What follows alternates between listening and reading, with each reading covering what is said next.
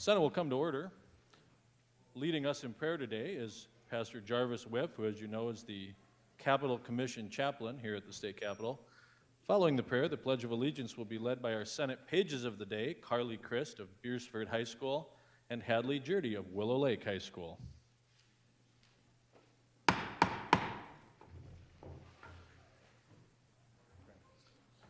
From 2 Samuel 22. As for God, his way is blameless. The word of Yahweh is tried. He is a shield to all who take refuge in him. For who is God but Yahweh? And who is a rock but our God? Dear Father, you are blameless, holy, perfect. Your ways are tried and true. May these senators cling to you as their rock in these final days. May they seek refuge from their afflictions in you and find their refuge in you. We are thankful for them and their service, and to their families for their sacrifice.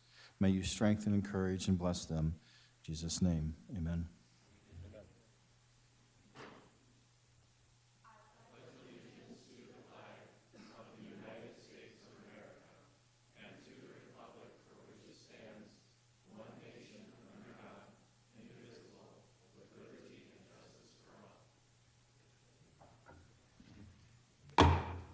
Secretary will call the roll. Senators Beal, Blanc, Carly, Crabtree, Davis, Dibert, Duhamel, Foster, Grove, Hone, Howard, Hulse, Jensen, Carr, Colbeck, Lapke, Larson, Marty, Melhoff, Miskimmons, Nelson, Otten, Perry, Peterson, Pischke, Reed, Rolls, Sauter, Shanefish, Smith, Vilhauer, Voigt, Voida, Whip, and Zickman. Mr. President, we have a quorum. Approval of the journal.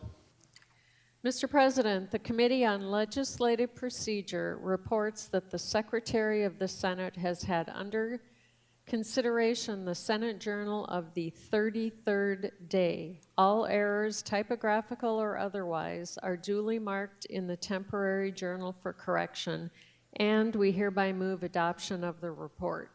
Submitted, Chris Carr, Chair. That has been moved and seconded. Is there any discussion?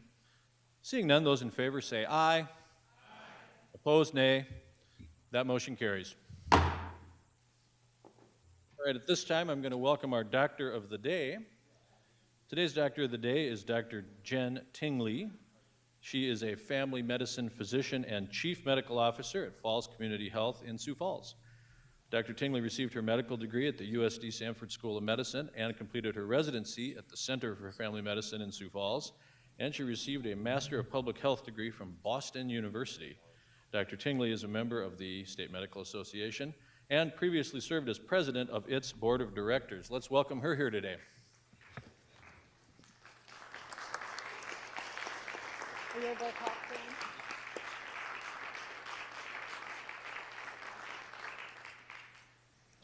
Senator Vilhauer. Thank you, Mr. President. Personal privilege. Granted. We've been overrun by Vilhauers today in the Capitol building. Your helper up there is my grandson Desmond, granddaughter Shayla sitting there, grandson Kai, my wife Darla, and daughter-in-law Ellie. They're all from Brookings, and Darla's from Watertown.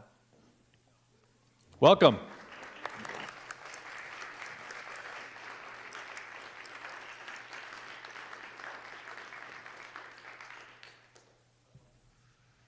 Senator Duhamel. Thank you, Mr. President. My fellow senators, we have the honor of welcoming back Liz Jeffy, who interned not once but 2 sessions with us. Liz, would you stand up and be recognized? Welcome back.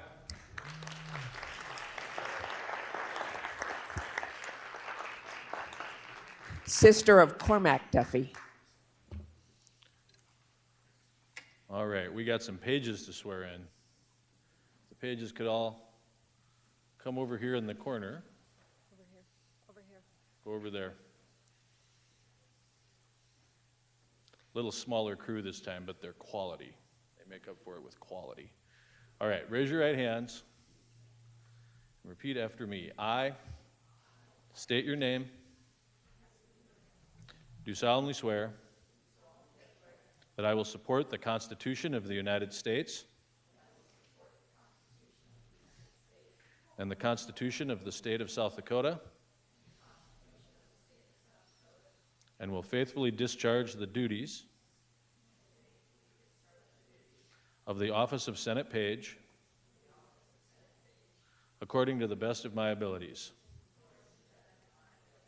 All right, you're official. Let's give him a round of applause.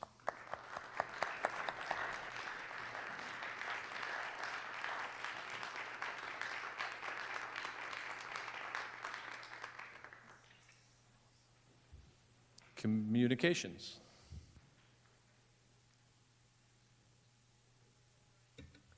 Mr. President and members of the Senate, I have the honor to inform you that on March 9th, 2026, I approved Senate Bills 14, 81, 82, 87, and 153, and all have been deposited in the office of the Secretary of the State. Respectfully submitted, Larry Roden, Governor.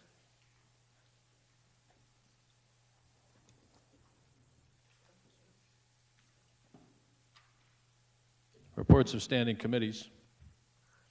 Mr. President, the Committee on Legislative Procedure reports that the Office of Engrossing and Enrolling has carefully compared Senate Bills 3, 15, 41, 76, 90, 96, 107, 131, 132, 137, 139, 179, 204, and 214, and finds the same correctly enrolled. Also, the Committee on Legislative Procedure reports that Senate Bills 17, 42, 43, 45, 89, 98, 130, 133, 142, 180, 231, and 240 were delivered to His Excellency the Governor for his approval at 9:21 a.m. March 9th, 2026. Submitted, Chris Carr, Chair.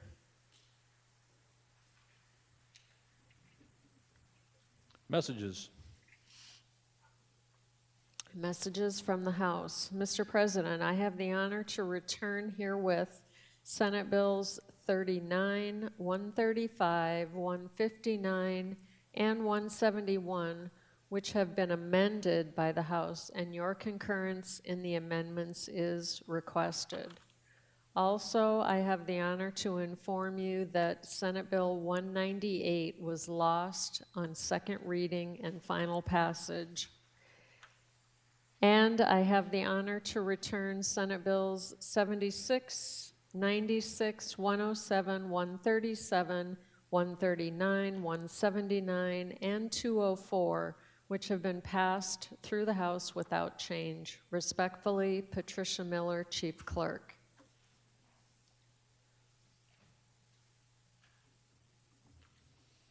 Motions and resolutions. Senator Melhoff moves that when we adjourn today, we adjourn to convene at 11 a.m. on Tuesday, March 10th, the 35th legislative day. Is there a second? That has been moved and seconded. Are there any remarks? Seeing none, all those in favor say aye. Aye. Opposed, nay. That carries. Senator Hulse moves that the Senate do concur in House amendments to Senate Bill 49. This has been moved by Senator Hulse and seconded to concur in House amendments to Senate Bill 49. Are there any remarks? Senator Hulse. Thank you, Mr. President. SB 49B was a simple amendment clarifying Section 5 that the AG must petition the court to impose a civil penalty against a person for violating Sections 2 through 4, not that he may do it without petitioning the court. So please concur. Thank you. Thank you. Further remarks on that motion? Seeing no further remarks, the question before the Senate is Senator Hulse's motion to concur in House amendments to Senate Bill 49. This is a roll call vote. When your name is called, those in favor vote aye. Those opposed, nay. The Secretary will call the roll. Senators Beal excused, Blanc, Carly, Crabtree, Davis, Dibert, Duhamel, Foster, Grove, Hone, Howard, Hulse, Jensen, Carr, Colbeck, Lapke, Larson, Marty? Melhoff? Miss Gimmons? Nelson? Otten? Perry? Peterson? Pischke? Reed? Roll? Souter? Shanefish? Smith? Vilhauer? Voigt? Voida? Whip? Zickman? Mr. President, we have 34 yeas with 1 excused. So the motion having received an affirmative vote of a majority of the members elect, the president declares the motion carries and the amendments are concurred in. Consideration of committee reports.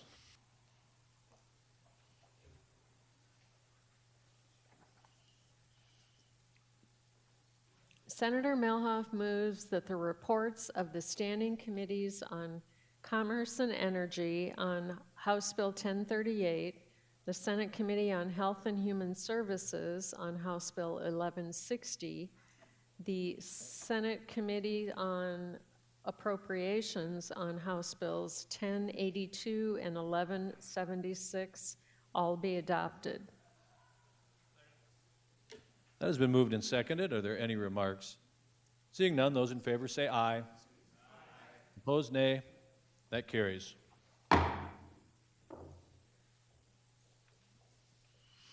Senator Whip moves that House Bill 1082 be placed on today's calendar pursuant to JR 6F-6.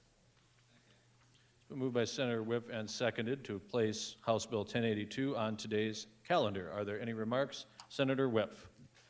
Thank you, Mr. President. House Bill 1082 has enjoyed broad support in both chambers' policy committees, the education committees, also in House Appropes, where they placed it on their roadmap, and it passed on the House floor with a very wide margin in each case.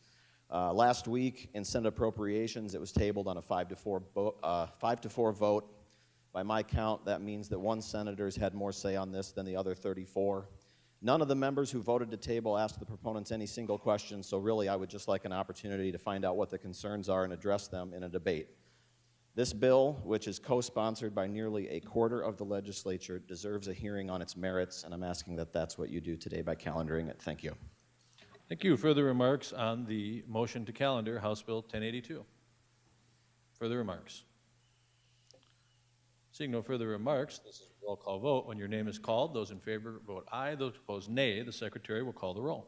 Senators Beal, excused, Blanc, Carley, Crabtree, Davis, Dibert, Duhamel, Foster, Grove, Hone, Howard,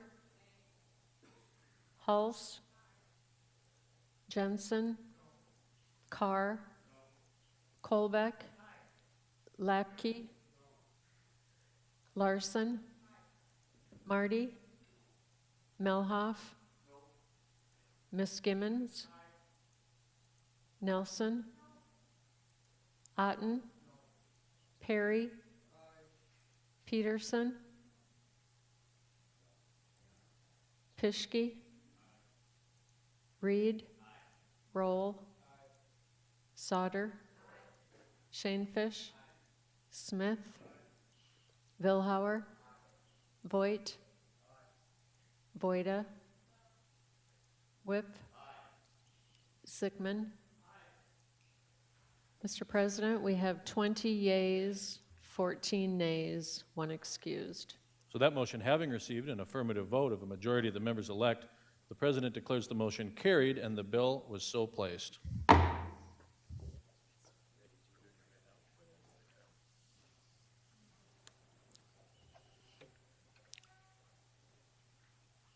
Second reading, House Bill 1082, an act to establish parameters for the reimbursement of school districts that provide free or reduced price meals to students. House Bill 1082, having had its second reading, is up for consideration and final passage. Are there any remarks? Senator Webb. Thank you, Mr. President, and hello again, everyone. Fellow senators, I present to you now a bill that will help deliver a measure of targeted aid where the need is the greatest. The federal government operates a free and reduced school lunch program where students whose families' incomes fall below a certain threshold receive free lunch, and those in a narrow income band above that receive lunch at a lower cost. I'll give you an example. A single mother with one child making $30,000 annually earns too much to receive free lunch and falls within the group of people we're going to talk about today. $30,000 gross income with a 15% effective tax rate means that there's about $1,000 hitting that bank account every 2 weeks on payday. $500 to make it through a week raising a kid. I think we can agree this is a dire financial situation. When students in this reduced cost category don't have funds, the school districts are placed in a difficult spot. Do we let kids go hungry or feed them and eat the costs? Happily, in most cases, they are getting fed, but make no mistake, non-payment creates a burden on the entire school lunch program, affecting even the kids whose parents are paying their bills. With passage of 1082, the state will reimburse schools for the costs associated with these reduced cost students. Because the federal government is already covering the majority of the cost, the state's portion is modest, and that's the best thing about this bill. The fiscal note is under $600,000 for the whole state for the whole year. And for this, we can provide nearly 1.7 million meals statewide, reducing burdens for school districts and needy families. I went to a school where lunch was included. So when the clock struck 12, it was just something that happened. It was not a financial transaction. It was not a worry. It was, quite frankly, not a thought I even had. I was well into adulthood before I learned that this wasn't everyone else's experience. Even now, a 39-year-old man, when I'm on the farm working with Dad, when it says 12, we go in, Mom's got a meal ready for us. Some days by 12:10, we're putting our boots on and we're back to work. I'm a better farmer now because I'm not sitting there worried about lunch, just like I was a better student back then. And I credit the education and the good start that I got off to with what allows me to have this badge on my chest today. I run a business where I have to make large investments quite a bit. And I've learned that you have to do the small things to protect those investments, even when those small things come at a cost. I'll give you an example. Farmers figured out a long time ago that if you put seed and fertilizer out there, you can have a crop. But the great farmers figured out that if you need to take care of the soil first, it's a living, breathing thing, and by feeding and, yes, amending, a conversation we had last week, the soil, you can get a lot better return for your investment. If the soil isn't right, you can put more and more fertilizer out there and not get any return for that investment. We spend hundreds of millions of dollars on education in this state. This is an opportunity to make sure we are getting the maximum return on that investment. If a child is sitting in class hungry, they are not focused on their studies. Hungry kids have trouble regulating their emotions and behavior. That's true for adults, too, by the way. I'm one of them. Teachers end up dealing with the consequences of this. Kids are also very good at spotting when others are in a different situation, and they've not yet had the life experiences to learn how to be gracious about that. This causes children to withdraw at the very time we want them leaning in and learning social skills. And finally, I'll just respond to the concern I've heard the most, and that's surrounding parental responsibility. If we had levers in our hands as a legislature to make sure that adults are saddled with the consequences of their adult decisions, I would pull those levers. I think we're all comfortable with a world like that. But if we are the kind of people who will inflict suffering on children just to prove a point to their parents, I think we are a wicked people and not deserving of the favor we have been shown. I urge a yes vote on 1082. Thank you. Further remarks on House Bill 1082? Senator Howard. Thank you, Mr. President. Well, no one wants children starving. I'm going to start by saying that. No one wants children to go hungry. But based on what I just heard, based on the emails I'm getting, that's what the proponents of this bill want you to think, is that this is a bill about, I don't know, like coming up with more food to feed more children. And that's not what this bill is about at all. It is about shifting the responsibility of who pays for the reduced price lunches. Right now, 30 cents for breakfast, 40 cents for lunch. For those kids who qualify, the families who qualify for reduced price lunches, that is skin in the game for those families. That is their responsibility. However, No child is turned away. No child is allowed to go hungry. They are all fed. It's just that when those parents do not pay the bills, who's going to cover that cost? That's the only thing this bill is about. And for everyone emailing, and saying, don't let our children go hungry, no children are going hungry, at least not because of this. They may be going hungry because they're not getting fed dinner. There may be other reasons that children are going hungry, but not because they're being denied a meal when their parents don't pay their bill. So that has to be very, very clear to everyone listening, to everyone, because there will be opponents to this bill, and I will be one of them. I do not see this as a state responsibility. This is a local responsibility. And we talk about local control all the time. If that school wants to provide lunches to every child, great, go for it. But that is that school board's choice and that local school district's choice. But this is not something the state has ever taken on. And I'm going to say this, we have a lot of spending bills today. We cannot even meet our lawful statutory requirement for teacher pay. We are supposed to be increasing that by 3%, the state aid education formula by 3% or CPI, whichever is less. We are not doing that this year. We are not following the law in that area. Now, yes, we can do whatever we want to do here. I've heard that before. We do whatever we want to do, and that becomes the law. But that doesn't make it right to ignore what is already in statute that previous legislatures have passed. So when we can't even meet our statutory required obligations, we do not need to be taking on additional burdens from the state perspective. So I would urge a no vote. No child is going hungry because of this. They will still be fed. Parents will still have the responsibility, and if the parents don't pay, then that falls to the school, and schools can get donations, they can ask for contributions, they can cover that in some other way, but this is not a state responsibility, and we need to remember that. Thank you. Thank you. Further remarks? Senator Miskimins. Thank you, Mr. President.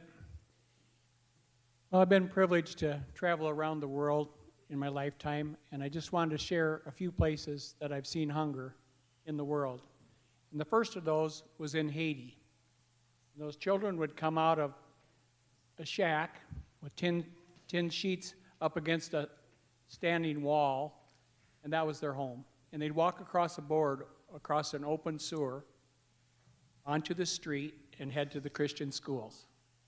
And they'd get to the Christian school, and the government shut off the power to the school. So they went by sunlight, and they cooked their meals in pounded out hubcaps, rice in bowls on charcoal ovens made of hubcaps, and the children got to eat their meal at the school that day. A few years later, I went to Uganda.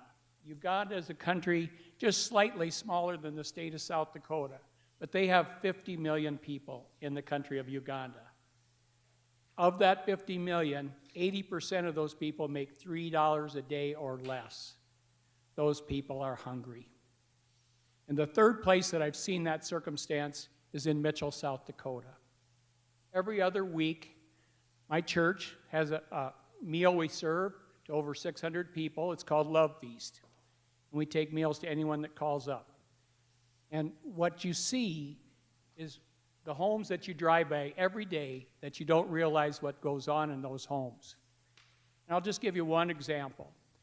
Every time that we go to one home, there's a mother standing there with her children. The children are usually standing at the door waiting for that meal. And the mother, who has fewer teeth than she has children, cries almost every time and says, "Thank you for this meal. You helped me feed my family."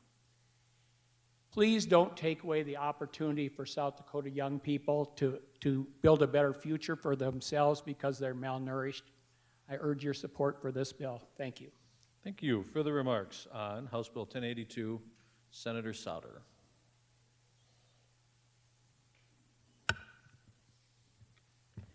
Thank you, Mr. President. Excuse me, I was in Senate Education and we heard this bill come through, and there was a young man who testified. He's a junior in high school from one of our schools here in South Dakota, And this young man told us about watching a friend and fellow student going from having a meal during the COVID area when all the children got meals to going without meals after that funding was over. His friend even got a part-time job to pay for his own meals because they could not afford them in his family. And some days he was able to work enough hours to cover it, but then other days he couldn't. And then he would go without eating during the school day. This young man testifying said that eventually his friend had to drop out of athletics and extracurricular activities because he wasn't getting enough nutrition to keep up his strength. And so that young man who testified in front of us, that experience stayed with this young man, and instead of looking the other way, he chose to act. He chose to be a testifier on behalf of this bill in honor of his friend and share his perspective about this. So it's not just coming from the adults saying this is what we should be doing for the kids. It's coming from the kids who are observing what's happening to their friends. And he was a good friend. He would give this unfortunate friend some of his food when he was able to do that. So we have good and generous children in our schools trying to help their friends. I think we can be good and generous adults by helping these children as well. Please vote yes on 1082. Thank you. Further remarks, Senator Vilhauer. Thank you, Mr. President. I'm not sure how many years this has come before the legislature in one form or another. And what's interesting, every time it comes up during legislative session, I've got a lot of friends back home with the same political persuasion as me that say, why in the world don't we pass this? So to me, it's not a political issue. I refer to the comments that were made by the sponsor as far as the cost of this, about $600,000 a year. You know what that is relative to our general fund budget? About 0.02%. Think about that, 0.02%. So to me, it's not a political issue. It's not a financial issue. It's making an investment for the youth of our state.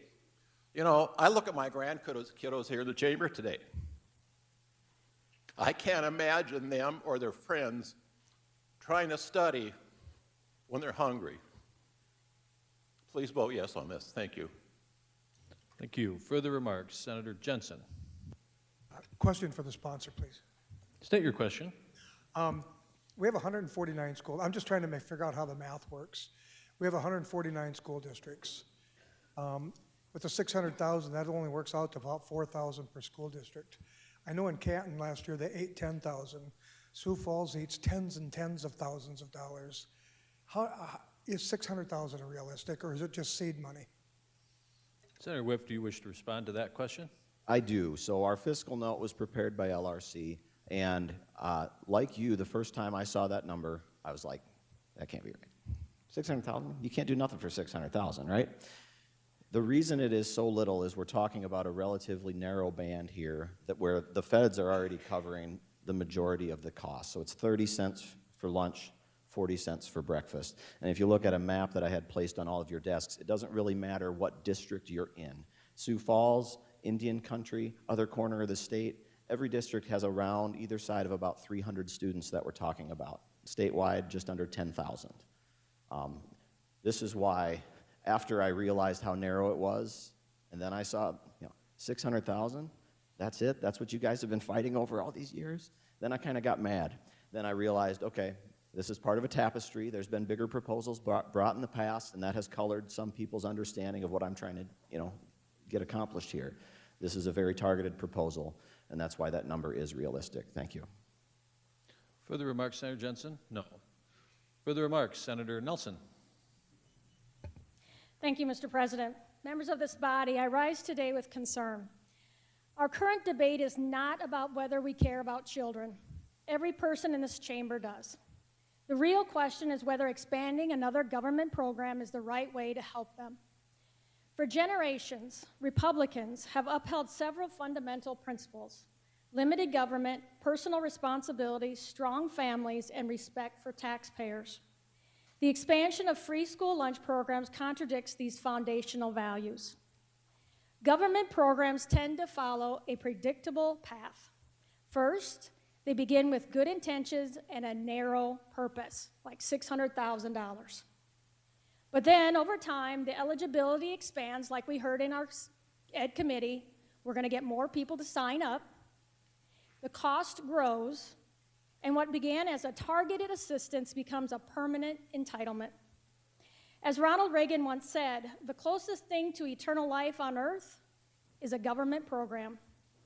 Once these programs begin, they expand and they never shrink. What starts as free meals for a few rarely stops there. Soon it becomes free meals for some, then most, and eventually all, regardless of income or need. What happened to family responsibility supported by communities, churches, and local organizations that know their neighbors and respond with both compassion and accountability? When the government replaces families, churches, and communities, it weakens them. It closes the door on opportunity to give and replaces generosity with government taking. And we cannot forget the taxpayer. The working family that packs lunches every morning should not continually be asked to fund programs that keep expanding, moving further away from serving only those truly in need. As Republicans, we should measure success not by how many people we add to government programs, but how many people no longer need them. As a Republican state, are we committed to the principles of limited government, personal responsibility, charitable giving, and respect for taxpayers? This bill, plain and simple, moves our state in exactly the opposite direction of those principles. I respectfully ask you to oppose HB 1082. Thanks. Thank you. Further remarks on House Bill 1082. Senator Voida. Thank you, Mr. President.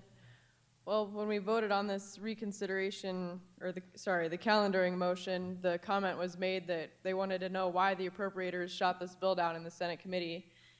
And I just wanted to speak to that a little bit. When you're put on the Appropriations Committee, you're not expected to appropriate by emotion. You're expected to look at the core role of government, and you're expected to look at the principles of what you're voting on. When we look at the federal government program that this law is going to be based on, we see that the federal government itself has noticed that there is an important role that parents play in providing for their kids. That's why you see the lowest part is free. They see that need. And then the next step is this reduced price meals. That keeps the parents, they have skin in the game. They're caring for their kids. They're carrying part of that burden like they should. Now we need to look at the structure of this bill.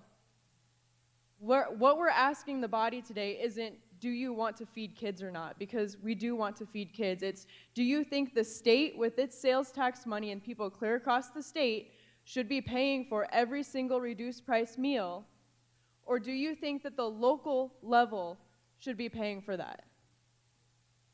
Is it right for taxpayers clear across the state to cover the costs of who knows what county or which one has the greatest need?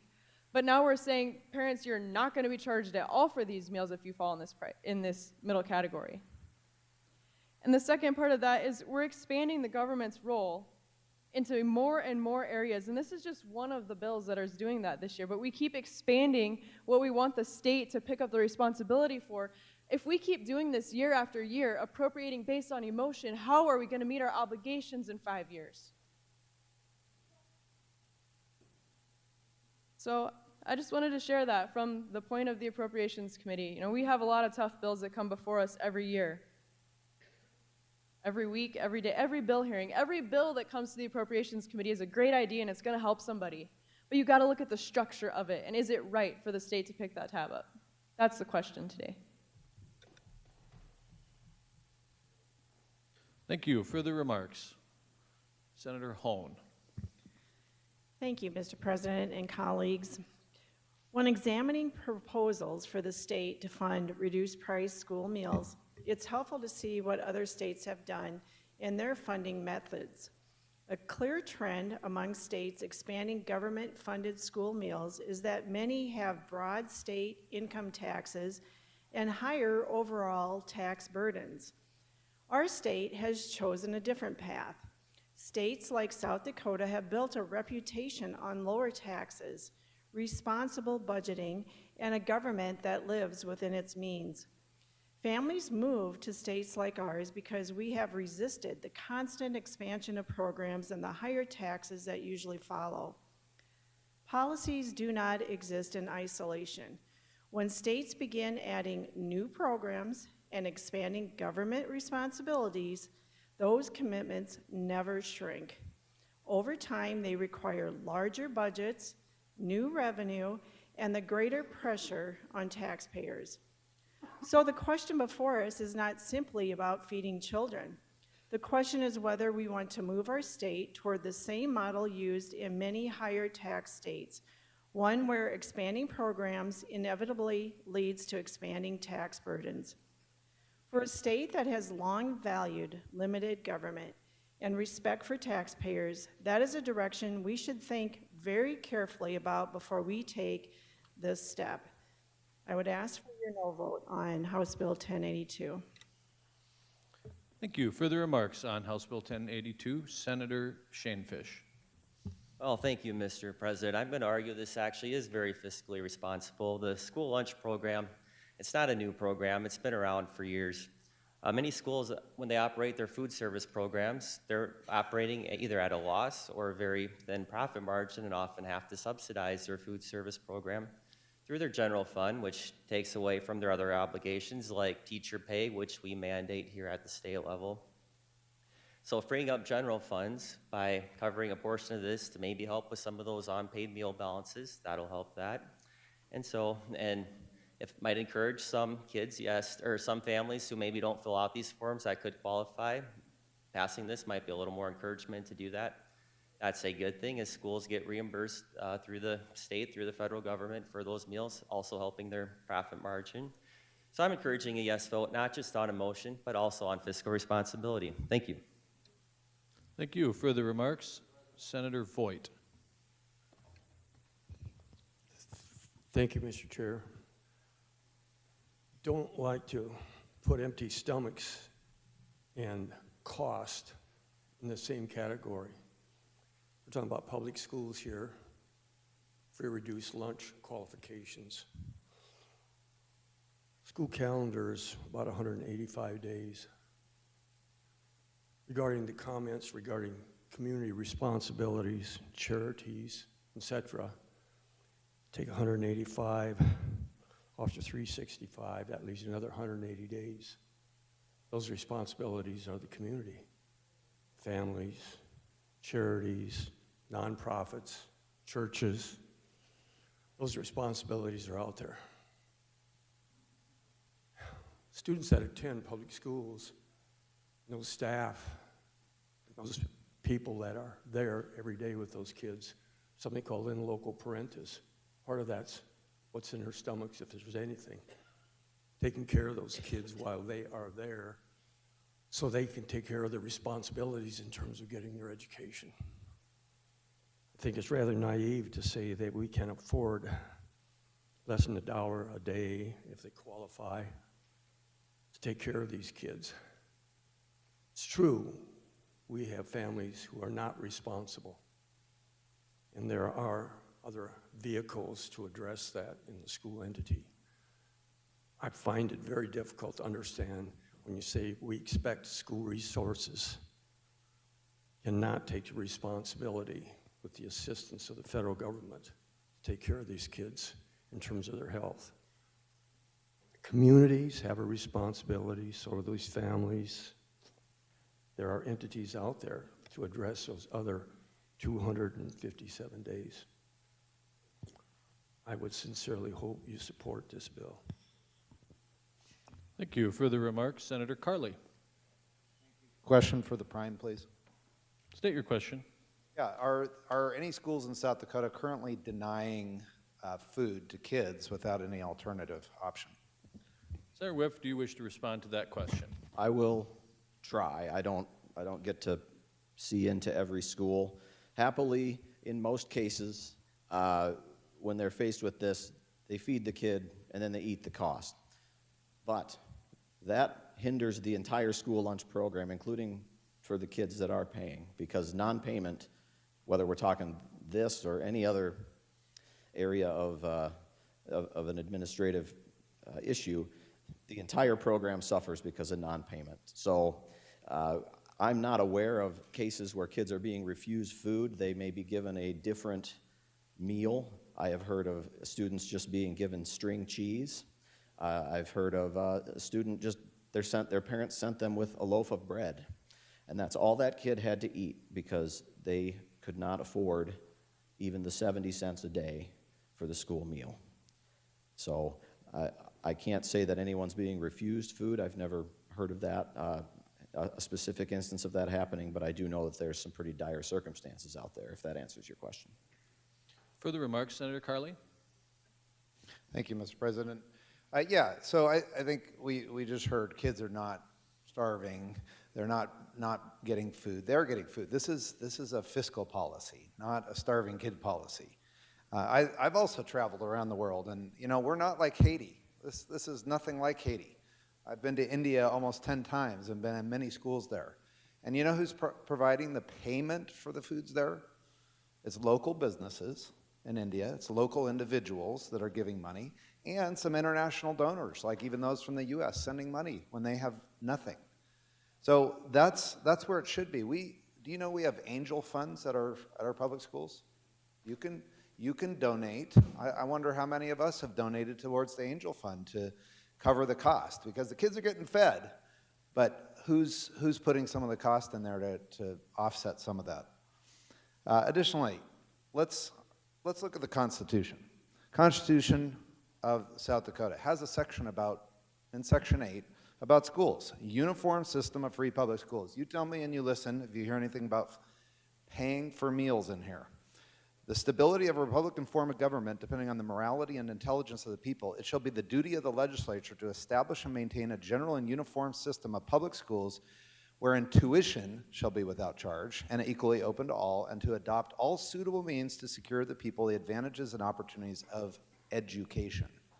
There's nothing in there about paying for meals. Kids are getting fed, but we need this payment. So ultimately, what's the role of the payment? It's the role of parents, it's the role of churches, it's the role of nonprofits, it's the role of the community. It's not the role of the state to be putting this money in. Thank you. Further remarks, Senator Perry. Mr. President, I would yield my time to the prime sponsor. All right. Senator Webb. Thank you, Mr. President. Well, I would just say that if local charity was enough to meet the need, we wouldn't be here today talking about this. And nothing that we would pass here today will rob anyone of the opportunity to give. If that's a genuine concern, please see me before we adjourn. I will provide you a list of places where money is badly needed. Our Constitution does provide for education for kids. It recognizes that it's important to the stability of our government. I will just underline again that education falls on deaf ears if those ears are listening to their hungry stomachs and not to what the teacher says. I want to take you all back to where we all began this journey together back in September. My first vote, sitting here, was to build a $650 million prison, which was a need for our state, don't get me wrong, but that's not exactly what you dream about when you're a kid and you think about being in public office and helping people. And I was struck, and really, quite frankly, pleasantly so, by how much concern there was in this body for, are we going to do the things as a state to make sure that we're not back here in 5 years building another 1,500-bed prison? What are we going to do to divert these lives on a better path? It's clear to me that when we get kids off on a better start in life, they'll grow up to be better citizens, better family members, better community leaders. Putting them on a better path will make it less likely that their kids will qualify for these same programs someday. Putting them on a better path will will reduce the chances that they end up occupying that prison. The fact of the matter is that in this state, we find money for our priorities.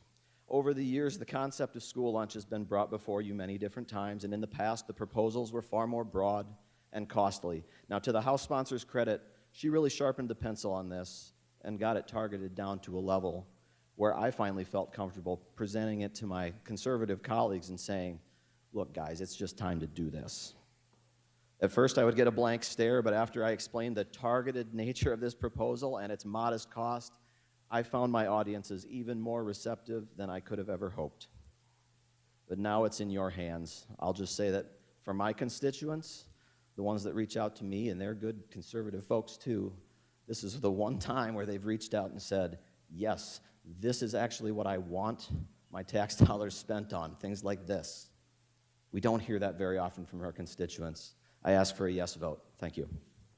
Thank you. Seeing no further remarks, the question before the Senate is final passage of House Bill 1082. When your name is called, those in favor vote aye, those opposed nay. The Secretary will call the roll.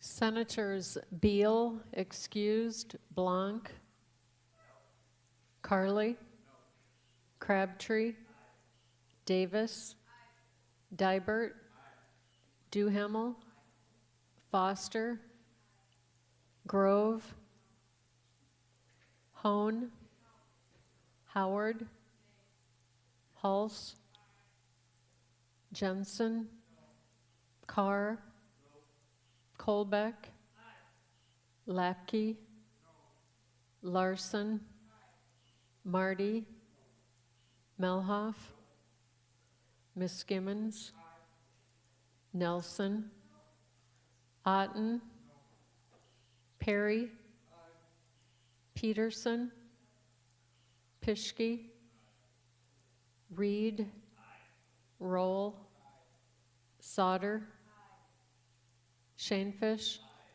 Smith, Vilhauer, Voigt, Voida,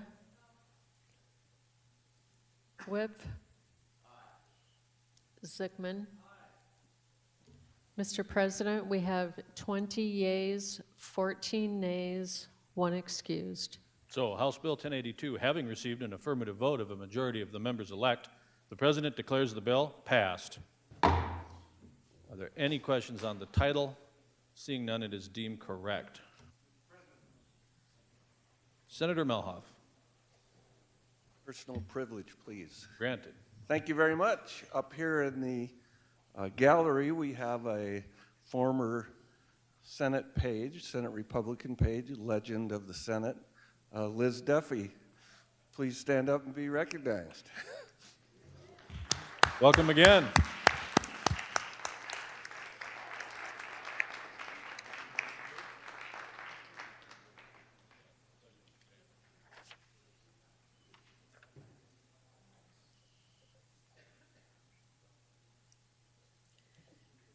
Senator Davis moves that House Bill 1160 be placed on today's calendar pursuant to JR 6F-6. Is there a second? It's been moved by Senator Davis and seconded to place House Bill 1160 on today's calendar. Are there any remarks? Maybe like from Senator Davis.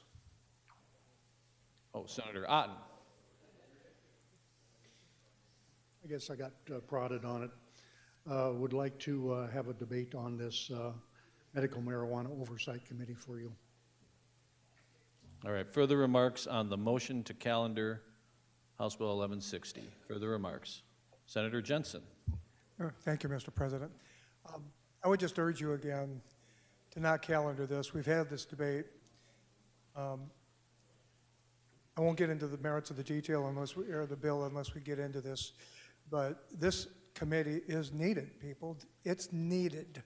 And I'll explain why if you calendar this, but it is needed. Thank you. Further remarks. Seeing none, the question before the Senate is Senator Davis's motion to calendar House Bill 1160. This is a roll call vote. When your name is called, those in favor vote aye, those opposed nay. The Secretary will call the roll. Senators Beal, excused. Blanc? Carly? Crabtree? Davis? Dybert? Duhamel? Foster? Grove? Hone? Howard? Hulse? Jensen? Carr? Colbeck? Lapke? Larson? Marty? Melhoff? Miss Gimmons? Nelson? Otten?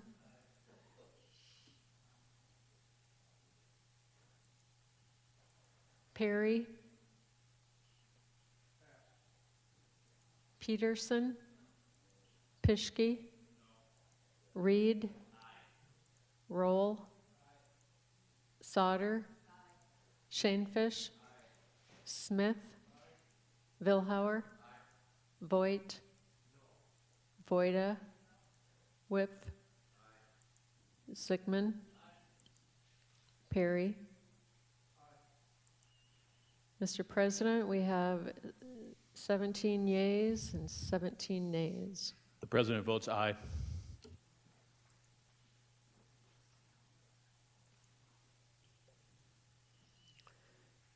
Resulting in 18 yeas, 17 nays. So the motion yes? Mr. President, I just want to say I don't think that should be broken by the Lieutenant Governor, so just want to state that. Okay. So the motion having received an affirmative vote of a majority of the members elect, the president declares the motion carried, and the bill is so placed.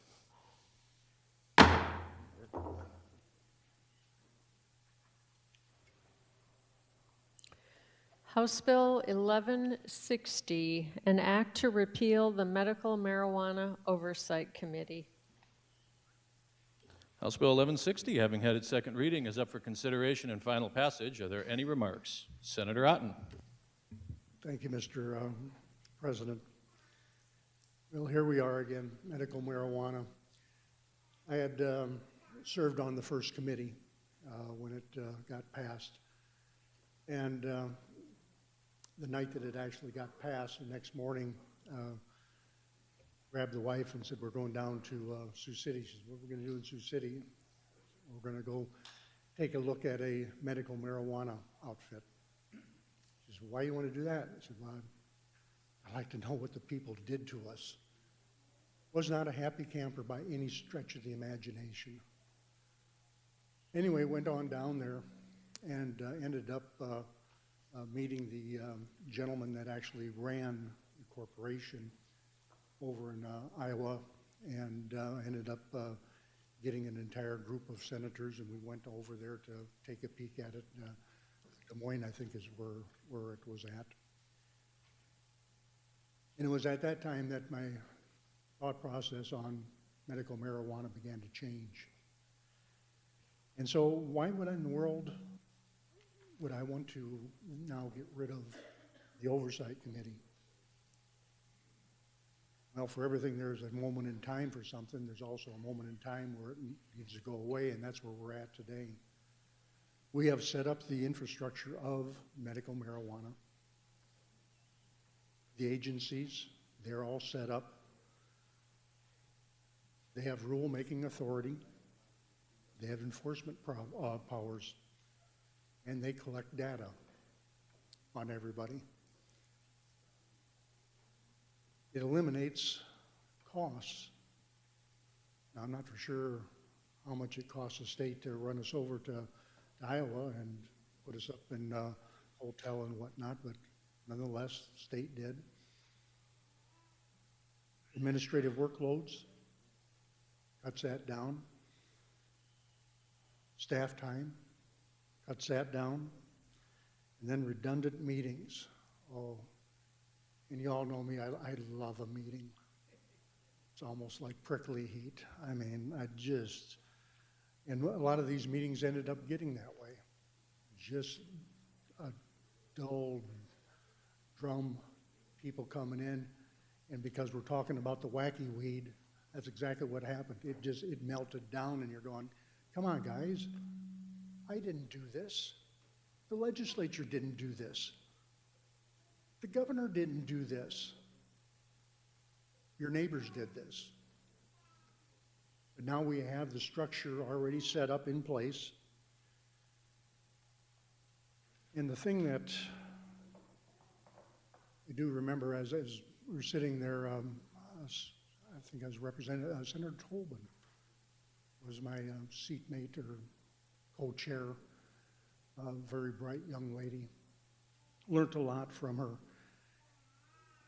And the thing that really impressed me more than anything else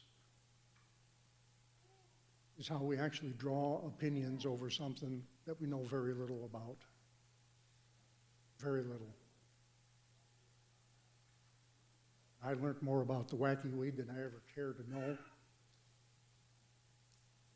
I know that it can actually, cause physical problems, but that's why we've got the thing that has already been set up, that we've got health people that look over it, the Department of Health. So I would submit to you that for everything there is a time and a place for it. But I will, because I know who's going to be jumping up next going, well, we still need this thing. And who are we going to put on there? Legislators. And what do they know about marijuana? Well, I know a few that know quite a bit about it, but anyway, that's neither here or there. But at the end of the day, we've got a group of people that know very little about the subject, and we're trying to monitor it. How in the world do you do that? The first year I was on there, I'm shaking my head going, why in the world am I? Well, I know why I was on there, because the speaker at that time slapped me on the shoulder and said, you are the marijuana guy. I'm like, gee, thanks, dude. And so I would just submit to you, if you want to save some cost, there it is. If you don't want to get stuck on a committee, this is one that is just really great. And of course, there'll be those jumping up, that it is important. And it is important at a point in time, but it's no longer that way. So I would ask everybody just to please vote for the bill. Thank you. Further remarks on House Bill 1160? Further remarks, Senator Nelson. Thank you, Mr. President. I have remarks made here, but I guess I'm just going to go on the fly here. Watch out. I was on this committee this summer, and I began the summer. I did not know a thing about medical marijuana. But you know what I did? I went to my local dispensary. I went to another retailer, a dispensary manufacturer, and I learned. And the thing about it is, I think what I brought to that committee this summer is I brought a new perspective, an outside perspective to the medical marijuana and everything that's going on it. And I was complimented many a times by secretaries, department secretaries, about thank you for being objective, thank you for listening, thank you for bringing in that outside perspective. And so I think it's important that, legislators do need to be on there, and they don't have to be experts. You just need to be willing to learn and willing to listen. And I think the thing about it is sitting there listening, you sit there and you do bring something new to it and something that maybe they have never thought about it. The other thing, too, is this was a valuable committee this summer, at least in my opinion it was. We came through with a lot of new ideas. And the thing about it, too, is it enabled the ability of an individual, constituents from my district, to come and air some grievances as a dispensary, as manufacturing, as growers, to say, here's some things that we've had having issues with. We would really love to come and be able to say what our concerns about. And so that committee gives that opportunity for people to come and talk. And maybe they're having issues with the Department of Health or maybe something else. We are like a third party for them to come and talk to. The last thing, and I guess what this was all about, it's not like this committee was set up after it was voted in. It's not like IM 26 came along, It was approved by 70% of the voters, and then the legislature decided, hey, we better make up this committee to oversight this. The oversight committee is in the language of the initiated measure. The people in 2020 voted on that measure. In that measure is the advisory or the oversight committee. Keep that in mind. The people of South Dakota voted for an oversight committee. And the last thing too, marijuana is still a Schedule I drug. And it's in this quasi-weird little weird world. Federally, we don't like it. State, we have medical marijuana.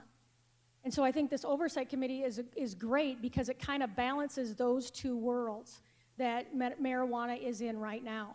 And like I said in committee, if it's rescheduled, great. I think that's the great time to look at this oversight committee and say, do we really need that? If it is rescheduled federally. And so I just really would encourage you to remember, this is something the voters voted on in 2020. This is something they voted on, was this committee, to have this oversight. The people voted. This is not something the legislature created on its own. Thank you. Thank you. Further remarks on House Bill 1160, Senator Grove. Thank you, Mr. President. I wanted to talk about the members that are a part of the committee. There are legislators, there's also doctors, law enforcement, addiction specialists, and patients.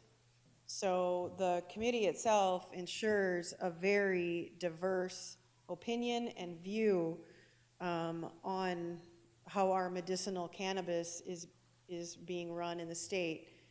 And I would also like to say that I voted for medicinal marijuana, and one of the reasons why I voted for it is because I was promised in the marketing that I saw that this oversight board would be there. So I believed when I voted that things would not go in the direction of the wacky weed, but that this would actually be a legit program, because it was very near and dear to my heart, which is why I voted yes, that it was for people with debilitating diseases. And so I am concerned, quite honestly, that by messing with this and removing it, which was a will of the people, we've said it a lot, I personally have said it as well, over 70% of the people voted for it. If we remove this, what are we doing? And are we standing against the will of the people? I don't think that we mess with this. If we don't like the way that it's being run currently, fix it. We can change, the focus if we need to. If it's getting off into the weeds, then fix it. But I don't think that we can remove it as, again, the people voted on it. Thank you. Thank you. Further remarks on House Bill 1160, Senator Jensen. Thank you. I have some facts, okay? We talk about wacky weed. Okay, wacky weed, 4-5% THC. What we're talking here about is edibles. Edibles that have 99% THC content. That's right, 99% THC, with no limits on dosages, no limits on the strength of the dose. Everything is self-administered. Without this committee, who's going to provide the oversight? It's not the Department of Health's job to be studying the research and providing oversight and looking. I mean, this is still a Schedule I drug. And even if they move it to Schedule III, the reason to move it to Schedule III is so that we can have FDA do more clinical studies. Right now, as a Schedule I drug, they really don't do much. Some other organizations do. So why do we have the third-party registry? Seriously, it's because the Department of Health can't keep names of illegal users. So it's a third party. So the other thing I want to say is medical marijuana is still not FDA approved. Not one product that goes in and out of those dispensaries is FDA approved. Yes, we have some, our Department of Health can go in and inspect for contaminants and maybe, if they're selling too many to certain people or whatever, but they have very, very limited authority under our program. Some states, and we rejected that bill this year, like Iowa, limit us to 4.5 grams per 90 days. Well, at 99%, you could get 4.5 grams in about 20 days or less. So there has to be some control. Research has happened, and you've got the handout. This is proof. The Centers for Disease Control and Prevention and the National Institute of Health, NIH, these are things that we lean on heavily in the addiction field. Both of these institutions study this constantly. And you can look at the effects, short-term mental effects, anxiety, panic, paranoia, confusion, disorientation. Extreme doses can cause hallucinations. Associations between cannabis use and several psychiatric conditions, psychosis, depression, anxiety disorders, bipolar disorders. And I can keep reading these on and on and on. Schizophrenia. One of the problems that we have is the younger people start, the more suicidal ideations they have. It's not me saying this. This is research. Seriously, this is research, and without this committee, who's going to be digging into that research? Talk about saving money. We just spent $600,000, which, it's okay. I voted no, but it'll probably be a great program. But $7,000, we're going to throw an oversight committee out the window, and maybe you didn't like the way it was run. Maybe you don't like individuals that are on it. But there are dozens and dozens of medical interactions with other medicines that people don't stop to think about, and they are real, and that's why we put a pharmacist on there when we redid this. We put law enforcement on there. We put a doctor on there. Because before that, the original oversight committee was set up to, and this is the absolute truth because it was told me by lobbyist Jeremiah Murphy. It was set up to protect the industry. Senator Duhamel and I ran a bill a number of years ago to protect the people. This oversight council is there to protect the people. And there are problems that are becoming more and more evident every day. The research is coming out every day that it's not the best thing in the world for people to be doing. If it helps some people, fine. But we were sold on the idea this was going to be so Grandma didn't have to suffer with her cancer treatments, or somebody that has a debilitating disease. And we've gone so far away from that debilitating disease. Basically, if you've got a sore back, you can go in and get a card, folks. I think we have 18,000 card holders.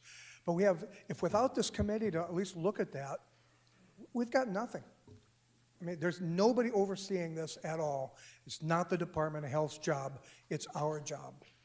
Thank you. Thank you. Further remarks on House Bill 1160? Senator Peterson. Thank you, Mr. President. Well, just sort of a quick question. Maybe it's a rhetorical question, but for all the benefits of this committee, I just don't understand why anybody would want it gone. I mean, cost has been mentioned, but I don't think it's that high of a cost. So for all the benefits that I'm aware of, I don't see a need to eliminate it. So I would ask you to vote no. Thank you. Thank you. Further remarks? Senator Blanc. Thank you, Mr. President. Unfortunately, I am one of those legislators that know a little something about doing drugs back in the day, and not just smoking pot, the devil's lettuce, but a lot of other things. And I can tell you this, none of these drugs made me smarter. None of these drugs make anyone smarter. Speaking of smarter, I am surrounded by I learned something from all of you in this room. And there's no slackers here. All of you are extremely intelligent. And I ask you to consider this. Who exactly is asking for this bill? most important question that should be asked about House Bill 1160 is who's behind the bill? Why is it even before us? If you look at the committee hearings in both the House and the Senate, there was only one entity that testified in support of this bill. It was a single marijuana producer. That's it. So a company that makes significant amount of money producing and selling marijuana would like the Oversight Committee to just go away. Now let's look at who's opposed to House Bill 1160. The South Dakota Sheriff's Association, Protecting South Dakota Kids, Concerned Women for America, the South Dakota Catholic Conference.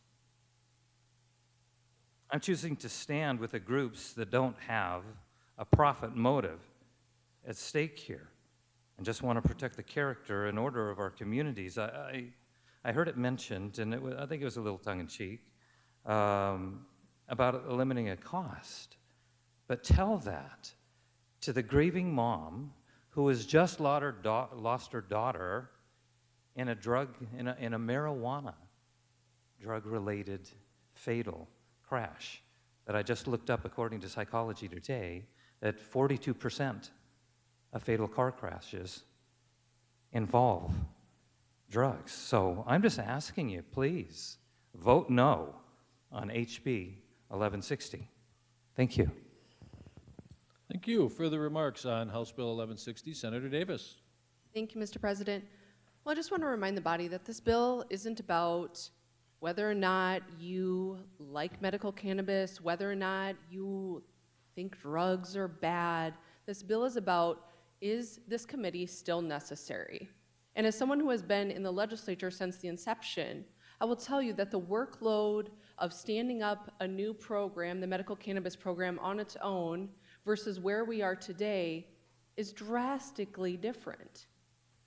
And so in the early years, that committee brought forth lots of legislation that was needed, that needed to align our statutes with the program goals and get everyone on the same page and take testimony, much to the good sponsor talked about all of the tours they did to do it right. And I think we did. I think mission is accomplished. So much so that the committee this year brought forth 8 bills and only 1 passed.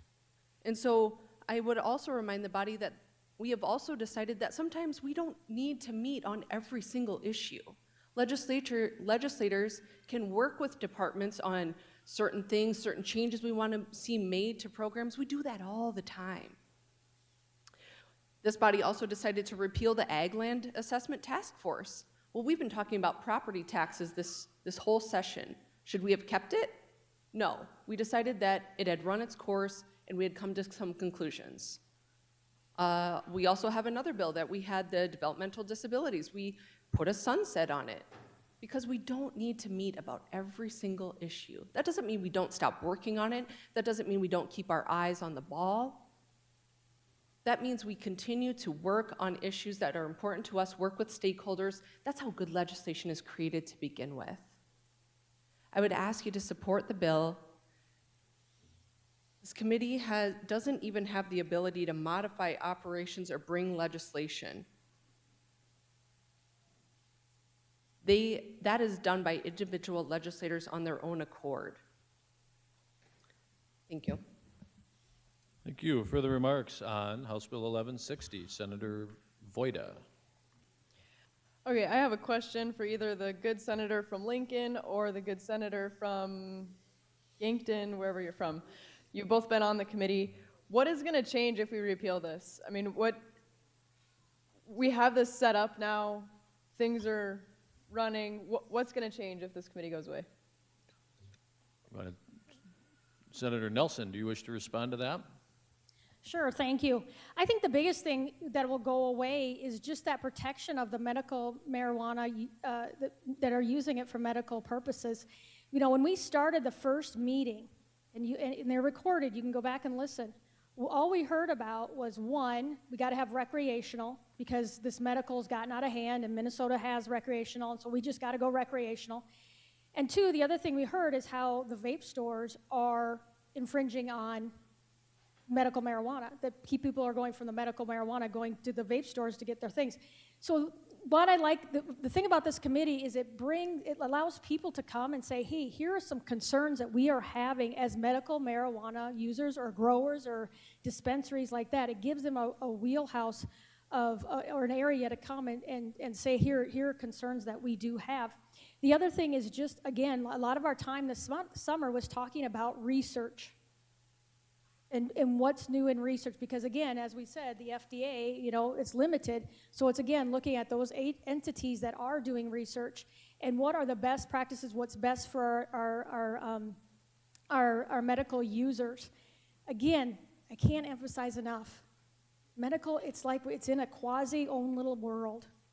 And that's the biggest thing that I saw from this committee is taking the federal where it's illegal, from the state medical where it's legal as medical users, and as a committee we are that bridging gap. We bring those 2 entities together, and that's what this committee does, is bring those 2 entities together in a place where we can land as a state and for our constituents and our users of our medical marijuana. Senator Boyd, do you have further remarks? No. Further remarks on 1160, Senator Voigt. Thank you, Mr. Chair. Quick footnote. As a good senator from Pennington County indicated, he walked down that path, and I've had that opportunity too. I'm older than most of you and went through the 60s. So you know what that was like. And I had the opportunity, being in the military and watching those that were experiencing Mary Jane, not being dependable to the extent that when I went out on patrol, I didn't want anybody with a weapon behind me that had been out on that the night before. Just not very dependable. Life and death. I had a life and death experience probably 20, 25 years ago where I had that opportunity to use marijuana legally in Colorado. Stage 4, advanced stage cancer. Treatment was so severe, they had a whole floor up on Colorado General that guys could get juiced up before they take the treatment to knock them down. That had a purpose. It had a purpose. Some chose to engage, others chose not to walk down that path. I chose not to because I saw what it did in the military. I didn't want any piece of that. I'm saying there is a need for continued vigilance with this.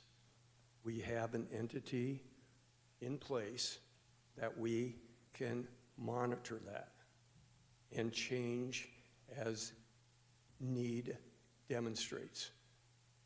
I would say don't throw it away.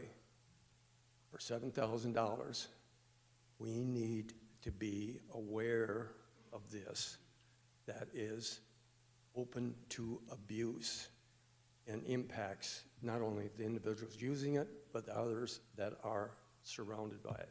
Thank you. Thank you. Further remarks, Senator Carley.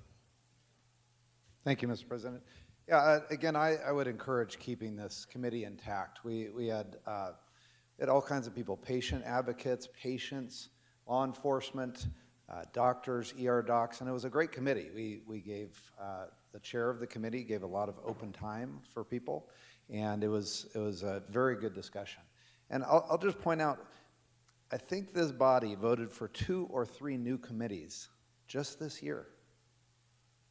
We're voting for new committees, yet it's a little bit disingenuous then to say, well, let's throw out a committee. Those 2 pieces don't fit together. So also just point out, I'm going to urge a no vote to also not change the nature of the Senate and have other members than the elected body have consequential votes. So please vote no. Senator Perry. Mr. President, I'd yield my time to the prime sponsor, please. All right. Senator Otten, in closing. Oh, thank God.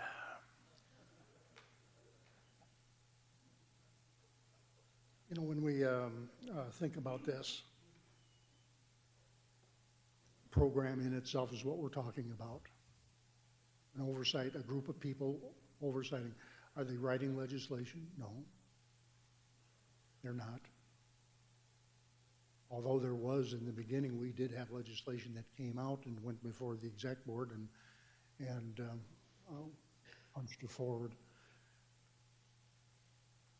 I would ask everybody just to, and really my words aren't going to mean to a hill of beans here, but at the end of the day, when we actually examine this, there's nothing sacred about this that was put in by the voters. Nothing. I know people love to run around going, I voted for it. It was me that put it on the ballot. It was a doodah. I've had bills that I've had passed, and you guys worked on them. How dare you? That's just the nature of the beast. Things come, things go. And when it comes to all the other things with marijuana in our public and whatnot, this isn't going to change anything. Whether the thing stays or goes is immaterial. You're still going to have people out there abusing it. Oh, let's see. In fact, I even know people that had cirrhosis of the liver and drank away all their parents' and grandparents' money and ended up killing themselves. That's the nature of man. This piece of legislation doesn't change that. Man is man. But what I'm asking you is just take a leap of faith for a moment. Thank you. Thank you. Seeing no further remarks, the question before the Senate is final passage of House Bill 1160. When your name is called, those in favor vote aye, those opposed nay. The Secretary will call the roll. Senators Beal, excused, Blanc, Carley, Crabtree, Davis, Dybert, Duhamel, Foster,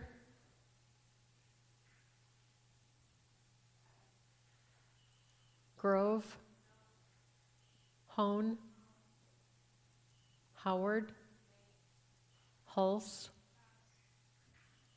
Jensen, Carr, Kolbeck, Lapke, Larson, Marty, Melhoff, Miskimmons, Nelson, Otten, Perry, Peterson, Fischke, Reed, Roll, Sauter, Shanefish, Smith, Vilhauer, Voigt, Voida, Whip, Zickman, Hulse, Pischke,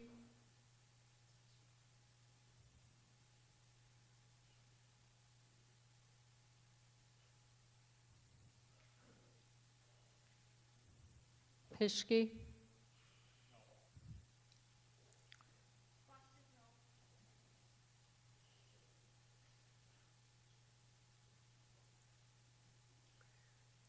Foster votes no, 16 yeas, 18.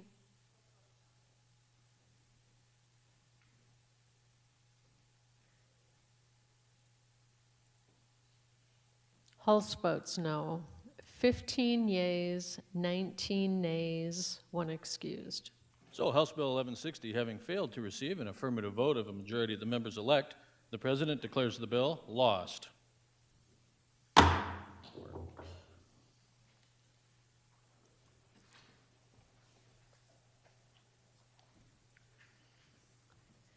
Senator Kolbeck moves that House Bill 1176 be placed on today's calendar pursuant to JR 6F-6. It's been moved by Senator Colbeck and seconded to place House Bill 1176 on today's calendar. Are there any remarks? Senator Colbeck. Thank you, Mr. President. Colleagues, 1176 is a narrow, practical fix to for the use of the 24/7 sobriety program as a condition of bond and pretrial release. It keeps the program intact, but makes sure that we are not jailing people who, just because they're poor.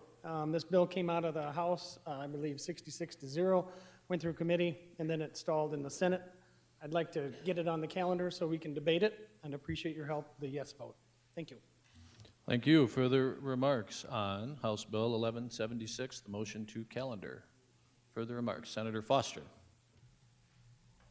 I want to encourage at least putting it on the calendar. It came out of judiciary, due pass, went to appropriations. We have more information regarding the costs, and we would just like to share that with you. All right. Further remarks on the motion to calendar? Seeing no further remarks, the question before the Senate is Senator Colbeck's motion to calendar House Bill 1176. When your name is called, those in favor vote aye, those opposed nay. The Secretary will call the roll.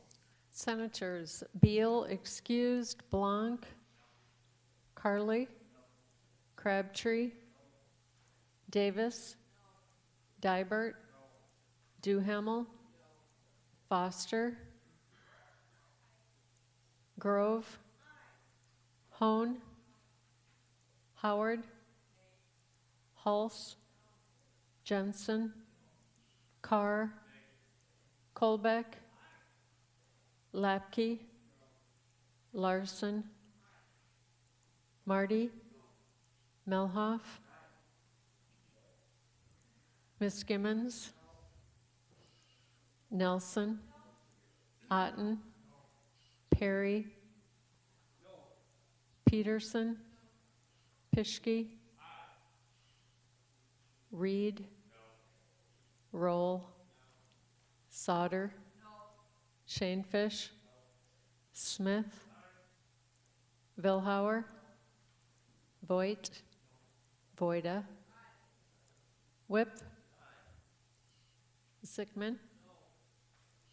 Mr. President, we have 8 yeas, 26 nays, 1 excused. So that motion having failed to receive an affirmative vote of the members-elect, the President declares the motion lost. Got an arm on her.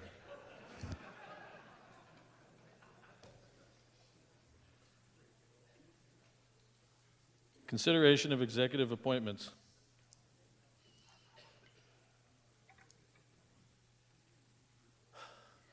Consideration of the executive appointment of Corey Byerly of Haken County, Midland, South Dakota to the State Brand Board. One question before the Senate is the consideration of the executive appointment of Corey Byerly of Haken County, Midland, South Dakota to the State Brand Board. Are there any remarks? Senator Pischke. Thank you, Mr. President. Well, as we all know, we had some brand board appointments after we had a little discussion about the fees earlier this session. And so one of those appointments that we had in the Senate Ag last week was the appointment of Corey Byerly.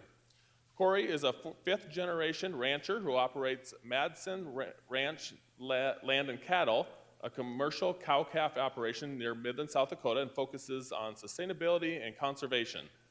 Corey's wife, Robin, his daughter, Sage, and son, Cruz, are also integral parts of that ranch.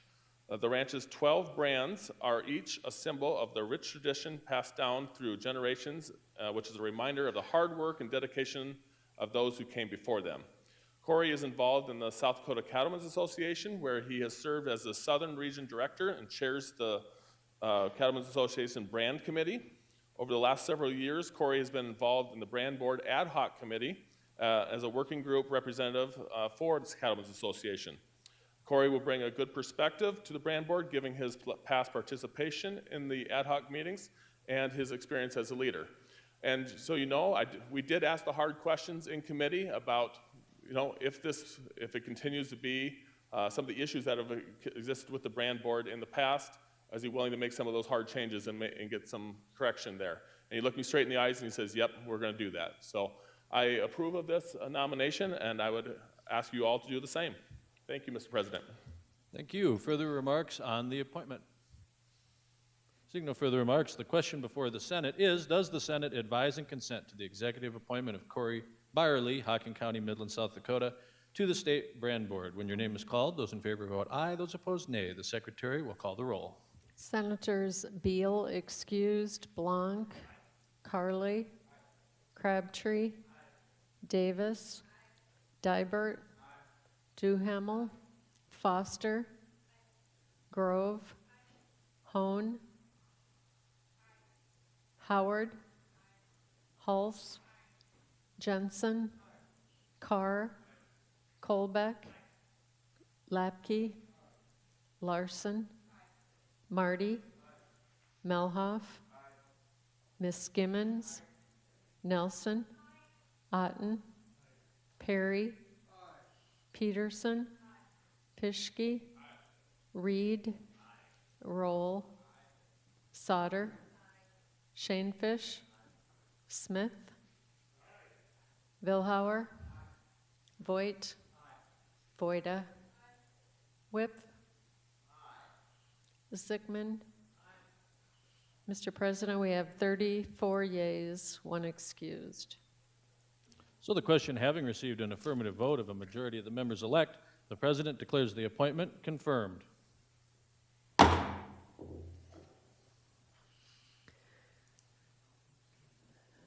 Consideration of the executive appointment of Ross Cooney, Ogallala, Lakota County, Buffalo Gap, South Dakota, to the State Brand Board. Question before the Senate is the appointment of Ross Curley of Oglala, Lakota, Buffalo Gap to the State Brand Board. Are there any remarks? Senator Duhamel. Thank you, Mr. President. Please join me in supporting the nomination to the State Brand Board of Ross Cooney from Buffalo Gap, specifically Cooney Flats in Oglala, Lakota County. Ross is a 5th-generation rancher. He grew up on his family's ranch before going to the University of Wyoming for range management. He's been ranching full-time since returning in 2005. Ross's dad was a South Dakota brand inspector for 50 years. Ross has previously engaged in some brand board meetings, and both the Stock Growers and Livestock Marketers Association recommended Ross Cooney. He's a problem solver, has good relations with the tribes, and is ready to dig into tough issues. Please support his nomination. Thank you. Further remarks on the confirmation? Seeing no further remarks, the question before the Senate is, does the Senate advise and consent to the executive appointment of Ross Cooney of Oglala, Lakota County, Buffalo Gap, South Dakota, to the State Brand Board? When your name is called, those in favor say aye, those opposed nay. The Secretary will call the roll. Senators Beal excused, Blanc, Carly, Crabtree, Davis, Dybert, Duhamel, Foster, Grove, Hone, Howard, Hulse, Jensen, Carr, Colbeck, Lapke, Larson, Marty, Melhoff, Miss Skimmons, Nelson, Otten, Perry, Peterson, Pischke, Reed, Roll, Sauter, Shanefish, Smith, Vilhauer, Voigt, Voida, Whip, Zickman. Mr. President, we have 34 yeas, 1 excused. So the question having received an affirmative vote of a majority of the members elect, the President declares the appointment confirmed.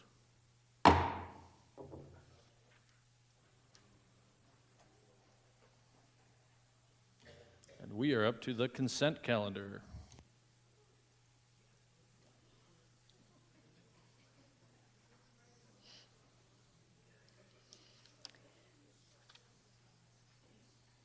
Today on the consent calendar, we have 3 bills. House Bill 1140, permit a court to impose as a condition of probation or parole in certain circumstances treatment at a nonprofit entity awarded an alternative care program grant. House Bill 1187, add coaches to the list of mandatory reporters for child abuse or neglect. House Bill 1320, revise a provision related to service of process for boards of county commissioners. And also on consent today, we have 3 reappointments. The reappointment of Galen Niederwerder of Meade County, New Underwood, South Dakota, to the South Dakota Ellsworth Development Authority. The reappointment of Quentin Riggins of Pennington County, Rapid City, South Dakota, to the South Dakota Ellsworth Development Authority.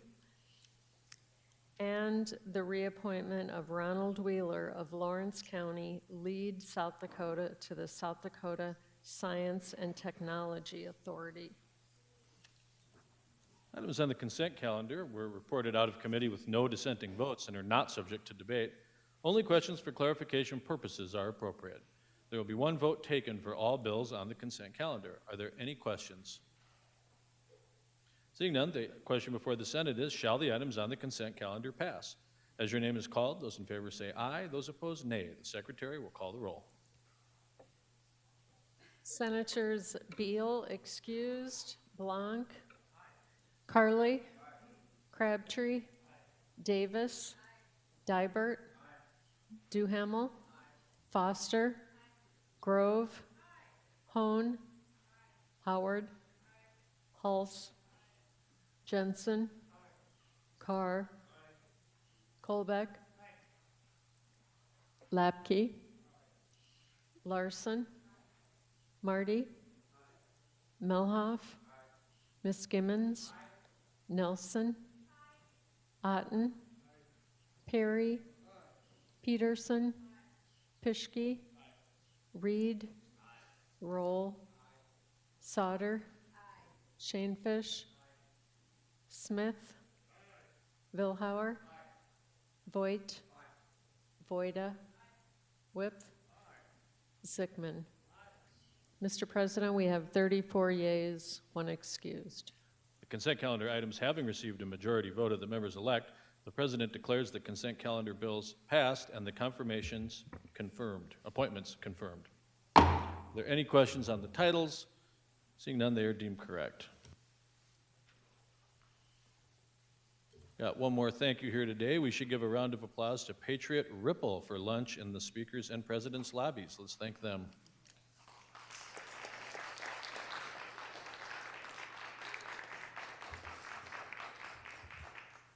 And we are up to the debate calendar, second reading of House bills.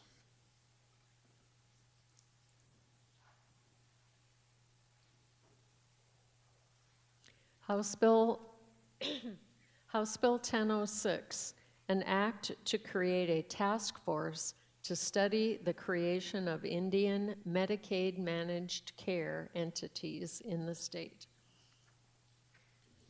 House Bill 1006, having had its second reading, is up for consideration and final passage. Are there any remarks? Senator Grove. Thank you, Mr. President. Well, I bring before you a bill that has been through committee more than probably most bills.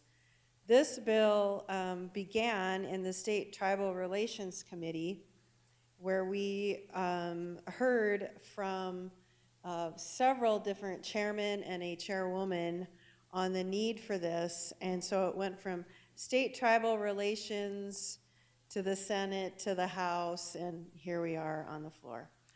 So what I bring to you today is what could be one of the most significant changes in state law as it pertains to our tribal communities in this century. And I'm talking about exploring an Indian managed care model for Medicaid. This is an option that the state, along with our tribal partners, can choose to enter into, like North Carolina, Oregon, Wisconsin, Washington, Arizona, and New Mexico. Indian managed care entities are not experimental. In fact, they are explicitly authorized under federal Medicaid statute, which is in the bill listed as 42 USC and then a whole bunch of other numbers. I want to emphasize something. This is not only an incredible way to manage American Indian healthcare, but this is also a sovereignty issue. It's a treaty issue. This is exercising self-governance through an Indian managed care entity. So historically, we understand that Native people may interact differently with Medicaid managed care programs than Medicaid enrollees who are not members of a tribe. Federal managed care protections limit the ability of states to require that Native people enroll in state managed care programs. So many of our tribal members enrolled in Medicaid receive services through a fee-for-service delivery system.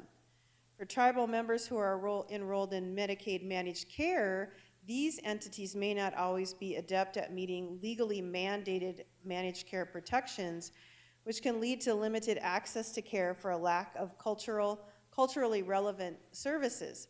Additionally, tribal leaders may feel that requirements to work closely with the managed care entities in the state undermine tribal sovereignty, straining tribal government's ability to oversee health care for their own citizens.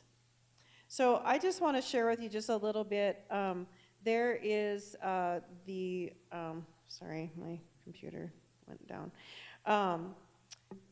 In the Cherokee, Eastern Band of Cherokee Tribe, they already have this in place, and they've had it in place for a number of years, since 2021, and it's working amazingly well.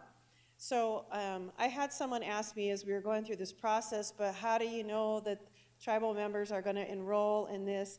That's actually one of the things that we can put into, however the task force designs this, they can put that in, and that's one of the things that they did in North Carolina. So if you are eligible through healthcare at IHS, you can enroll into this tribal option, and for them, it's automatic.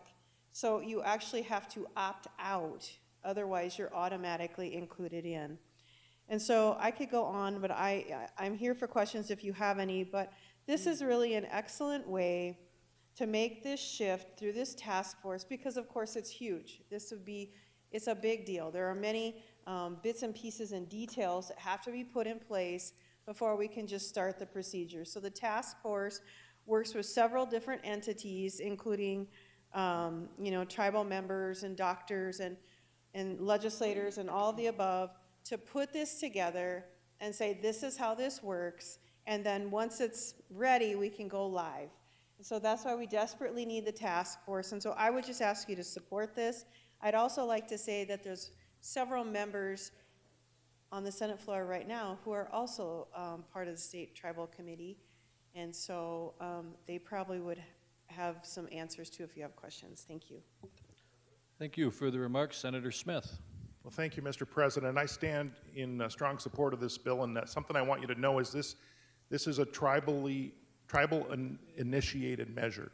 This came from the chair people, from the tribes, coming to us saying, look, we think we can do this.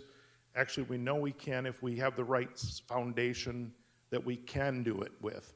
And so that's what we're doing. We're allowing that to move forward. Does it mean it's for sure going to happen? No. But does it mean that we can explore it further and do what, like she said, the Cherokee Nation's doing in certain areas? Yes. And this is self-determination by those sovereign nations, which is great. And so for the tribal relation meetings that we had this year were incredibly productive. And I was really, really pleased with just how they worked and the ideas that came out of them. And this was one of them that was the strongest. So please support this. Thank you. Further remarks? Senator Roll. Thank you, Mr. President. And I too just want to rise in support. Obviously we kind of heard a more granular of what they're trying to do on this, but just from a larger view for the rest of the body, really what we're talking about here is individual tribes that are a part of our state have reached out to us asking us to work on this with them. And as we dug into it, it's essentially going to be providing hopefully better healthcare outcomes as well as saving us money by working in partnership with our neighbors. I think that's a worthy cause for any issue, but it's certainly worth our time to explore it, because if we can benefit the citizens of our state through their health as well as saving money, it's a win-win. Thank you. Further remarks? Seeing no further remarks, the question before the Senate is final passage of House Bill 1006. When your name is called, those in favor vote aye, those opposed nay. The Secretary will call the roll. Senators Beal, excused, Blanc, Carly, Crabtree, Davis, Dibert, Duhamel, Foster, Grove, Hone, Howard, Hulse, Jensen, Carr, Colbeck,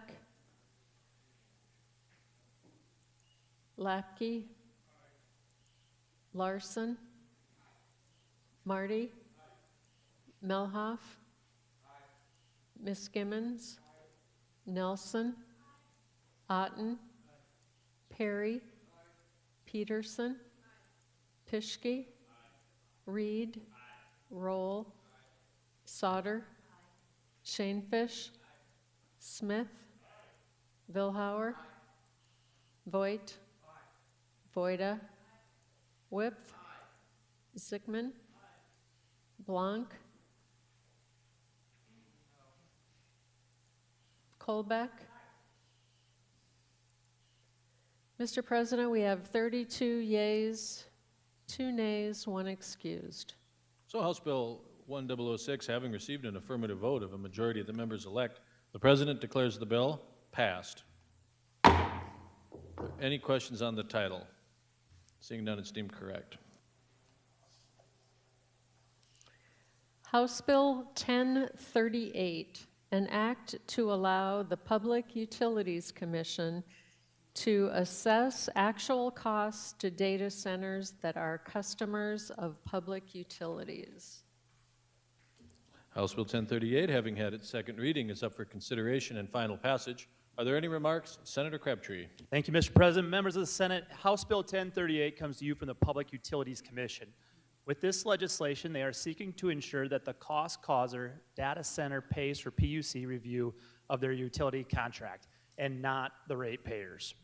Their concern is that we all keep hearing over and over that the data centers must pay their own costs. This bill will give the PUC a mechanism to ensure that the party seeking the contract or electric service agreement pays for that docket cost. Please support this bill.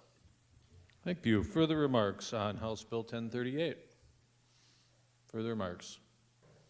Seeing no further remarks, the question before the Senate is final passage of House Bill 1038. Because of the continuous appropriation of the fees, this is a 2/3 majority vote. When your name is called, those in favor vote aye, those opposed nay. The Secretary will call the roll. Senators Beal, excused, Blanc, Carly, Crabtree, Davis, Dibert, Duhamel, Foster, Grove, Hone, Howard, Hulse, Jensen, Carr, Colbeck, Lapke, Larson, Marty, Melhoff, Miskimmons, Nelson, Otten, Perry, Peterson, Pischke, Reed, Roll, Sauter, Shanefish, Smith, Vilhauer, Voigt, Voida, Whip, Zickman, Blanc, Carly. Mr. President, we have 32 yeas, 2 nays, 1 excused. So House Bill 1038, having received an affirmative vote of a 2/3 majority of the members elect, the President declares the bill passed. Are there any questions on the title? Seeing none, it is deemed correct.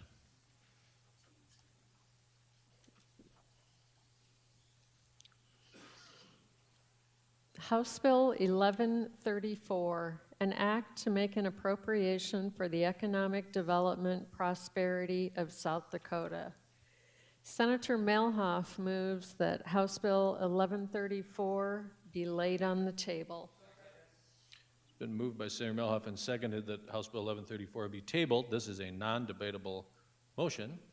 When your name is called, those in favor vote aye. Those opposed, nay. The Secretary will call the roll.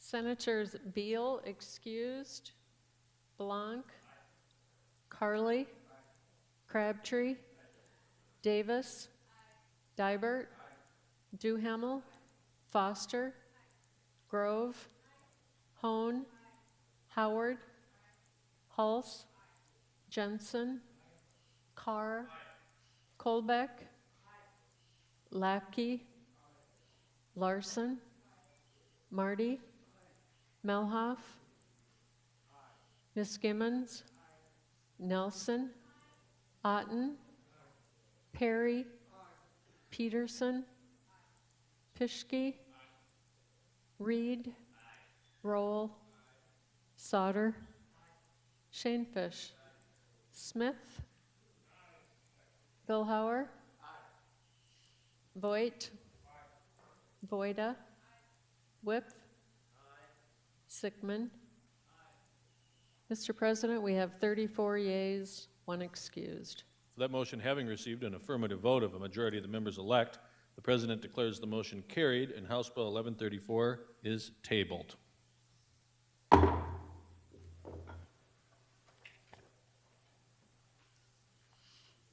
House Bill 1135, an act to make an appropriation to enhance the economic health of South Dakota. Senator Melhoff moves that House Bill 1135 be laid on the table. It's been moved by Senator Melhoff and seconded to table House Bill 1135. This is a non-debatable motion. When your name is called, those in favor vote aye. Those opposed, nay. The Secretary will call the roll.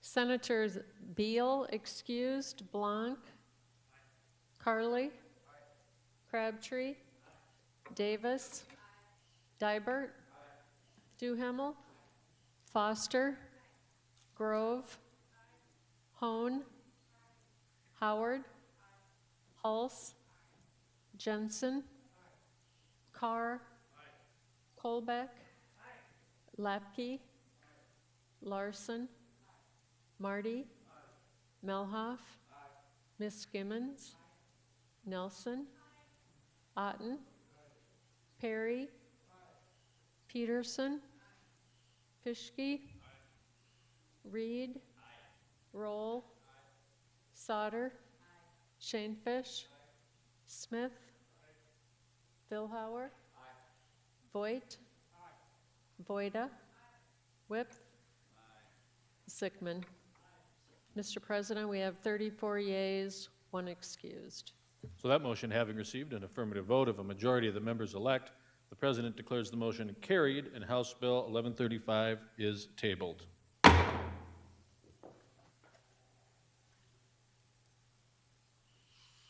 House Bill 1148, an act to adopt the Respiratory Care Interstate Compact. House Bill 1148, having had its second reading, is up for consideration and final passage. Are there any remarks? Senator Davis. Thank you, Mr. President. 1148 adopts the Respiratory Therapist Licensure Compact. This functions similarly to other healthcare licensure compacts we have already operating in our state. This provides a streamlined pathway for respiratory therapists who hold active licenses to obtain a multi-state license and practice across participating states. South Dakota has a small but essential respiratory therapy workforce, and these professionals are vital in emergency care, chronic disease management, neonatal care, and rural hospital coverage. With persistent workforce shortages across healthcare, increasing mobility for our respiratory therapists directly strengthens our ability for them to respond in timely, life-saving care. And so under this compact, respiratory therapists remain fully bound by the scope of practice and regulatory requirements of our state in which they are delivering care. The compact simply removes duplicative licensing barriers, supports our military families who are frequently relocating, and helps providers begin practicing more quickly. This compact improves access to care, and I would ask for your yes vote. Thank you. Thank you. Further remarks on House Bill 1148. Senator Carley. Thank you, Mr. President.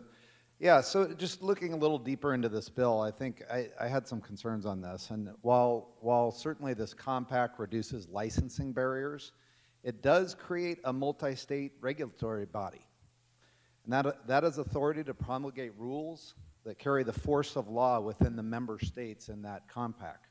The Respiratory Care Interstate Compact Commission is empowered to establish rules, administer a national database, collect fees, and coordinate enforcement actions across the states.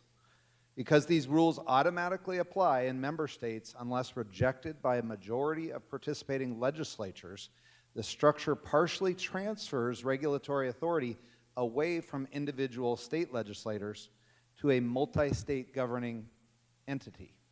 This creates a hybrid regulatory framework where some regulatory decisions affecting South Dakota practitioners may originate outside the direct legislative process of this state. From a structural perspective, interstate compacts of this type expand regulatory architecture by introducing an additional governing body with binding authority. While the intent is administrative efficiency and workforce mobility, the mechanism relies on pooled interstate governance rather than direct legislative control. For that reason, I'd encourage a no, because we are giving away our sovereignty of the state. Thank you. Further remarks on House Bill 1148? Further remarks? Senator Davis, do you have a closing? I just want to remind the body that our state has had licensure compacts in place for decades, nurses being one of the first professions that have had one in place. Other professions include emergency medical services, physicians, advanced practice registered nurses, physical therapists, social workers, psychologists, occupational therapists, and counselors. And so again, the sky's not falling, and I would ask for you to vote yes on this common sense bill that had no opposition in testimony or committee. Thank you. Thank you. Seeing no further remarks, the question before the Senate is final passage of House Bill 1148. When your name is called, those in favor vote aye, those opposed nay. The Secretary will call the roll. Senators Beal excused, Blanc, Carley, Crabtree, Davis, Dybert, Duhamel, Foster, Grove, Hone, Howard, Hulse, Jensen, Carr, Kolbeck, Lapke, Larson, Marty, Melhoff, Miss Skimmons, Nelson, Otten, Perry, Peterson, Fischke,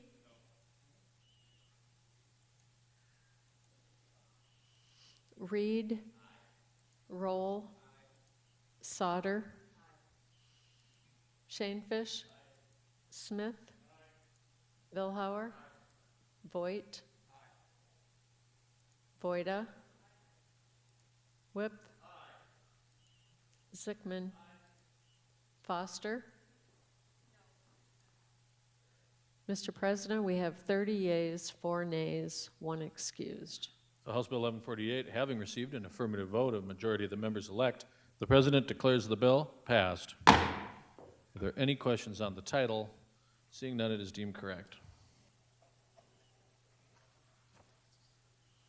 House Bill 1149, an act to adopt the Athletic Trainer Licensure Compact. House Bill 1149, having had its second reading, is up for consideration and final passage. Are there any remarks? Senator Davis. Thank you, Mr. President. Back again with an athletic trainer licensure compact. And this compact mirrors the structure of our other healthcare licensure compacts already in place in South Dakota. This creates a streamlined pathway for athletic trainers with active licenses to obtain a multi-state license. Under this compact, athletic trainers still remain fully bound by the scope of practice and regulatory requirements of our state in which they are providing care. The compact simply removes redundant administrative barriers, supports our military families who are frequently relocating, and allows qualified professionals to get to work more quickly. For example, especially our college teams that are traveling out of state, this allows their athletic trainers to travel with them more easily without getting another license. This compact improves the access to care for our athletes and safety for them. So without changing any of their scope of practice and or reducing any protections in place for them. Please vote yes. Thank you. Further remarks on House Bill 1149? Senator Carley. Yeah, I'll again speak on this, that we're giving away our sovereignty with this bill in the same manner. And I will point out there was opposition on the House floor on both of these compacts. Thank you. Thank you. Senator Davis, you have anything to say, I should say, further remarks? Excuse me. Senator Davis in closing? No. Seeing no further remarks, the question before the Senate is final passage of House Bill 1149. When your name is called, those in favor vote aye, those opposed nay. The Secretary will call the roll. Senators Beal excused, Blanc, Carley, Crabtree, Davis, Dybert, Duhamel, Foster, Grove, Hone, Howard, Hulse, Jensen, Carr, Kolbeck, Lapke, Larson, Marty, Melhoff, Ms. Skimmons, Nelson, Otten, Perry, Peterson, Pischke, Reed, Roll, Sauter, Shanefish, Smith, Vilhauer, Voigt, Voida, Whip, Sickman, Blanc, Foster. Mr. President, we have 32 yeas, 2 nays, 1 excused. So House Bill 1149, having received an affirmative vote of a majority of the members elect, the President declares the bill passed. Are there any questions on the title? Seeing none, it is deemed correct.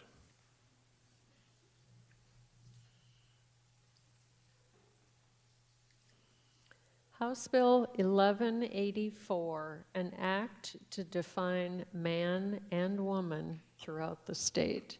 House Bill 1184, having had its second reading, is up for consideration and final passage. Are there any remarks? Senator Voida. Thank you, Mr. President. Well, in recent years across the country and in our state, we have seen confusion take root in our laws, our policies, and our institutions. This bill would place the definition of terms like man, woman, boy, girl, father, and mother into codified law to provide clarity and uniformity throughout the state.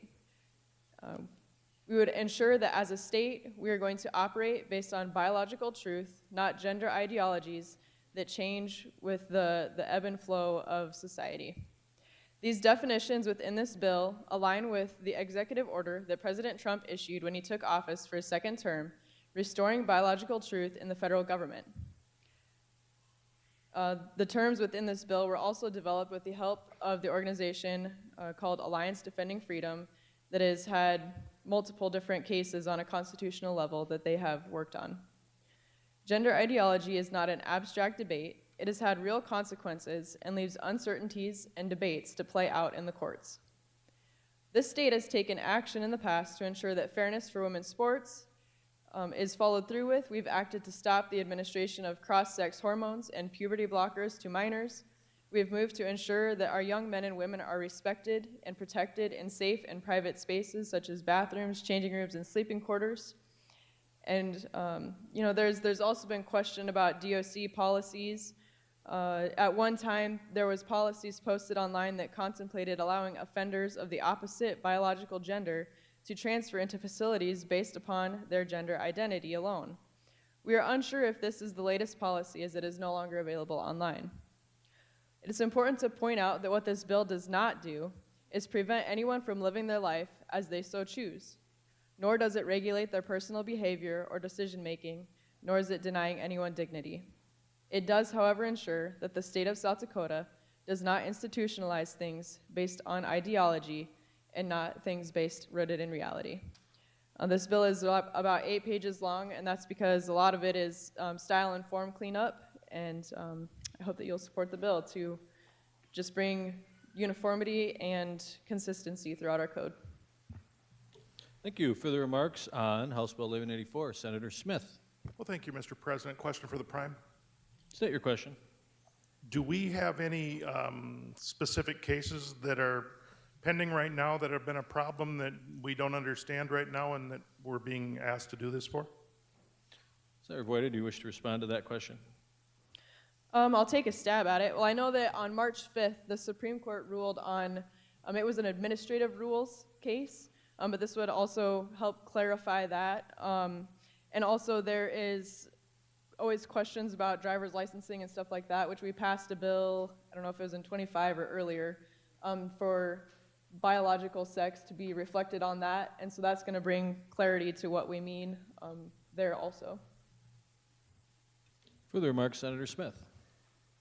Second question, do we know how many references there are in code and how long it's going to take people to do this work and how much that's going to cost?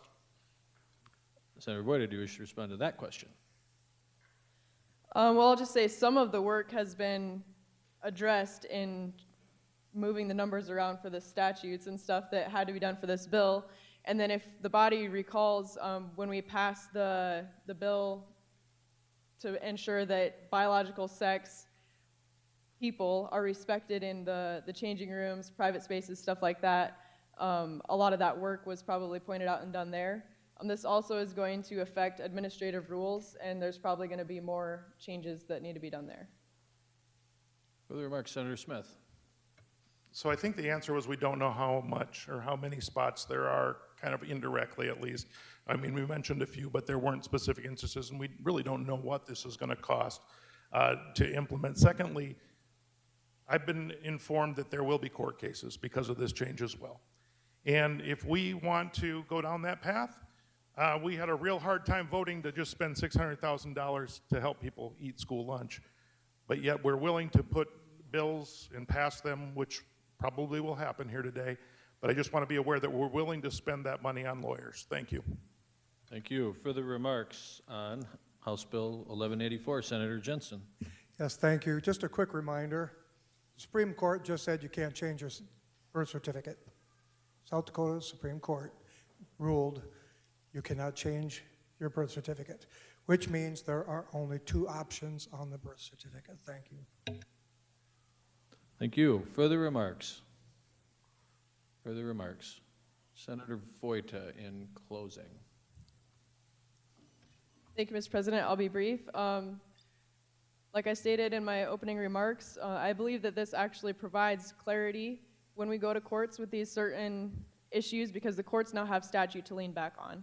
And the state has prevailed in the case concerning the women's sports and other cases like that. And so I just urge you to support this bill. Thank you.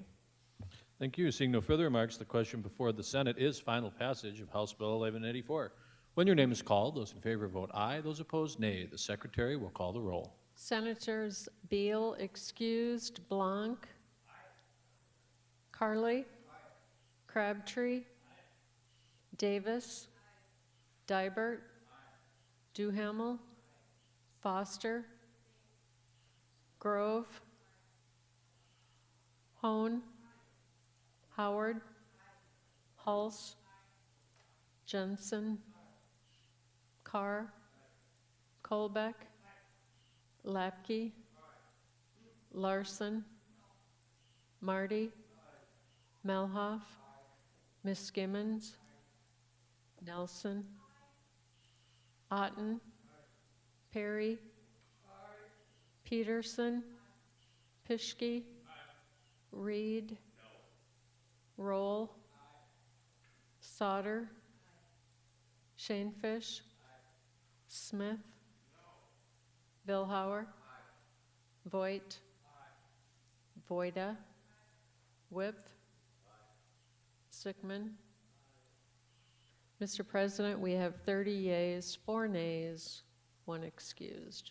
So House Bill 1184, having received an affirmative vote of a majority of the members elect, the President declares the bill passed. Any questions on the title? Seeing none, it is deemed correct. Senator Carr. Granted. Thank you. Well, now that we have the folks that brought one of our lunches today in the actual gallery, I'd like us to recognize the Patriot Ripple Effect. They not only brought us lunch, I love how they did it with style, celebrating 250 years here in the United States. They had it decorated, we had folks dressed up, very patriotic. Just want to thank them to bring us lunch in these final days. It means a lot. Yes, appreciate being here.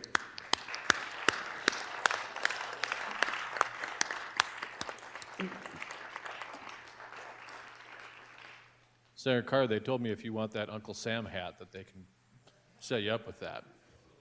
Yeah.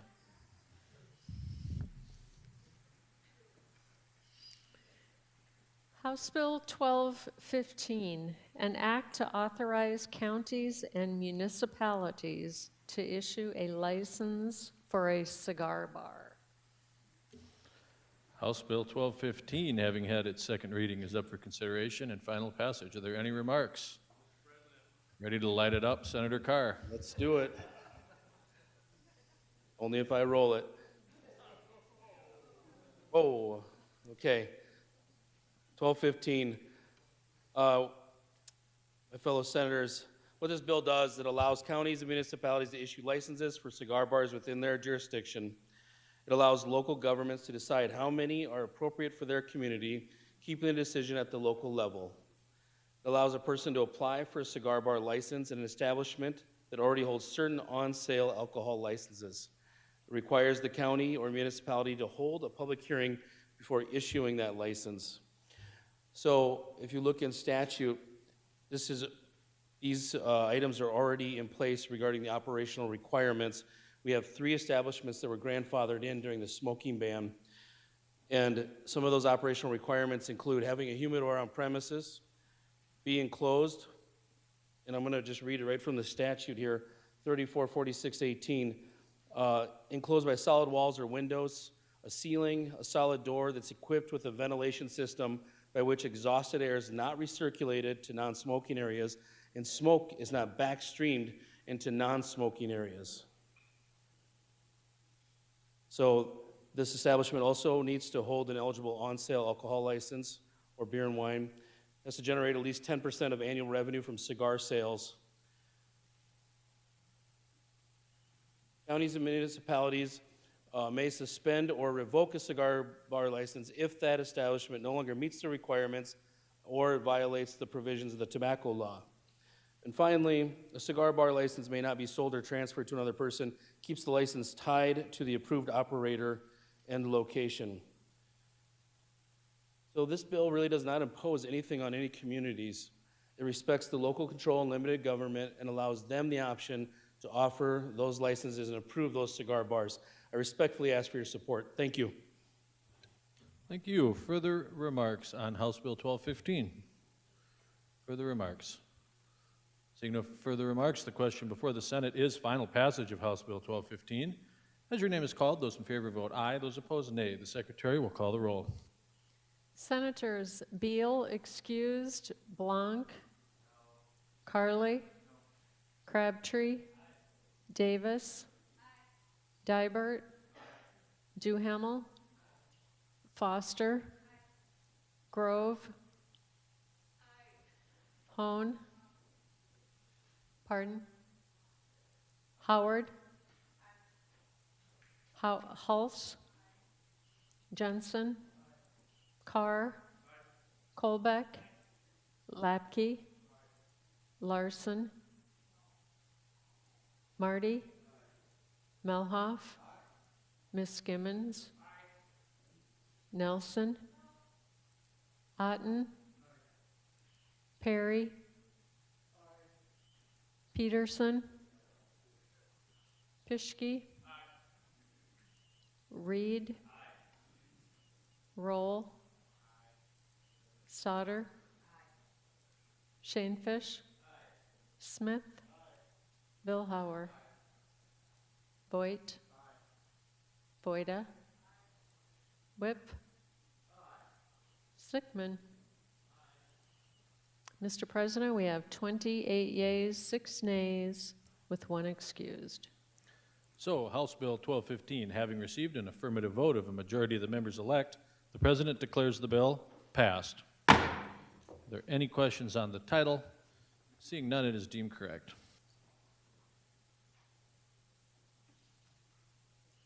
House Bill 1241, an act to modify the requirements for public notice of a hearing prior to a vote to impose excess tax levy and to modify requirements to refer an excess tax levy of a school district to a vote. House Bill 1241, having had its second reading, is up for consideration and final passage. Are there any remarks? Senator Hulse. Thank you, Mr. President. Well, this bill has 2 ideas in it. Both you've heard before, so we're not talking about anything new. This body passed SB 183 through the chamber that largely had the same bill in it that you're looking at right now. This bill is primarily only about opt-outs. So we're talking only about opt-outs with this bill, not any type of other referral process, just opt-outs. Now, what is an opt-out?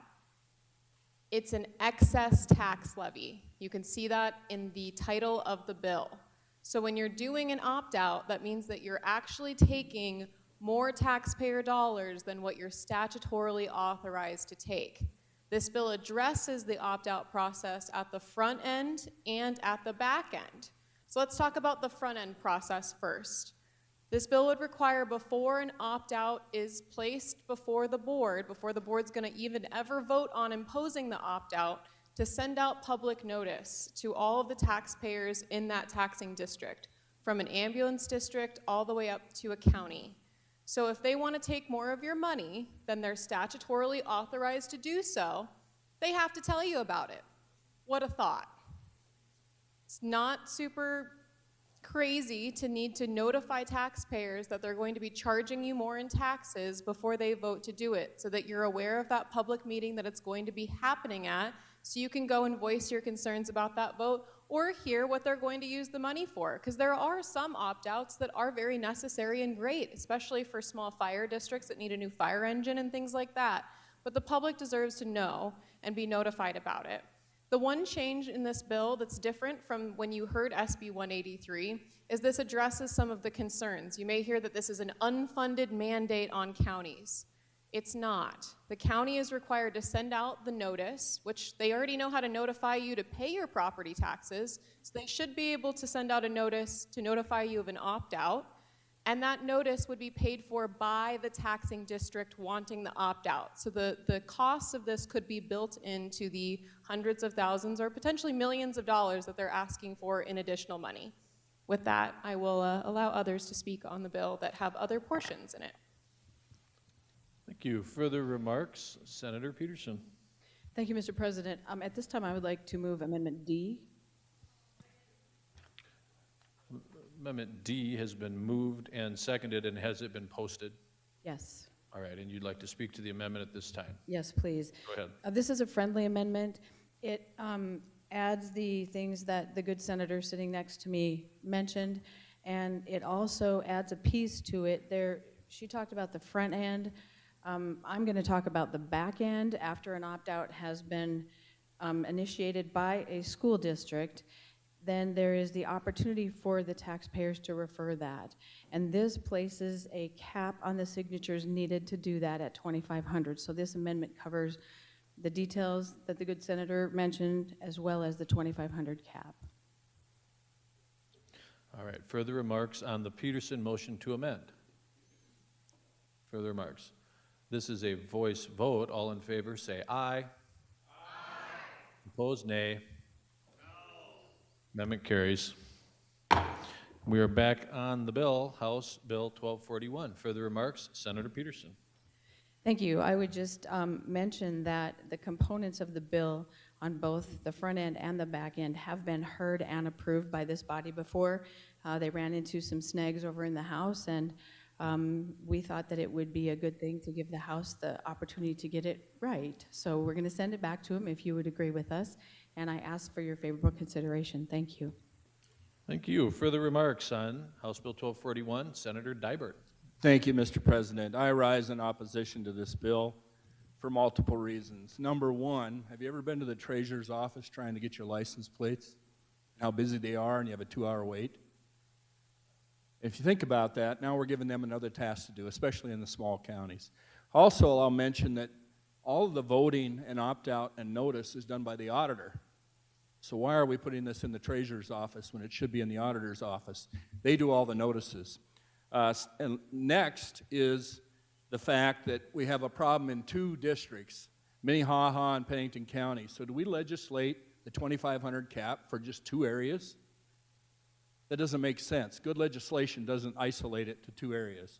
Finally, there's a cost to the counties.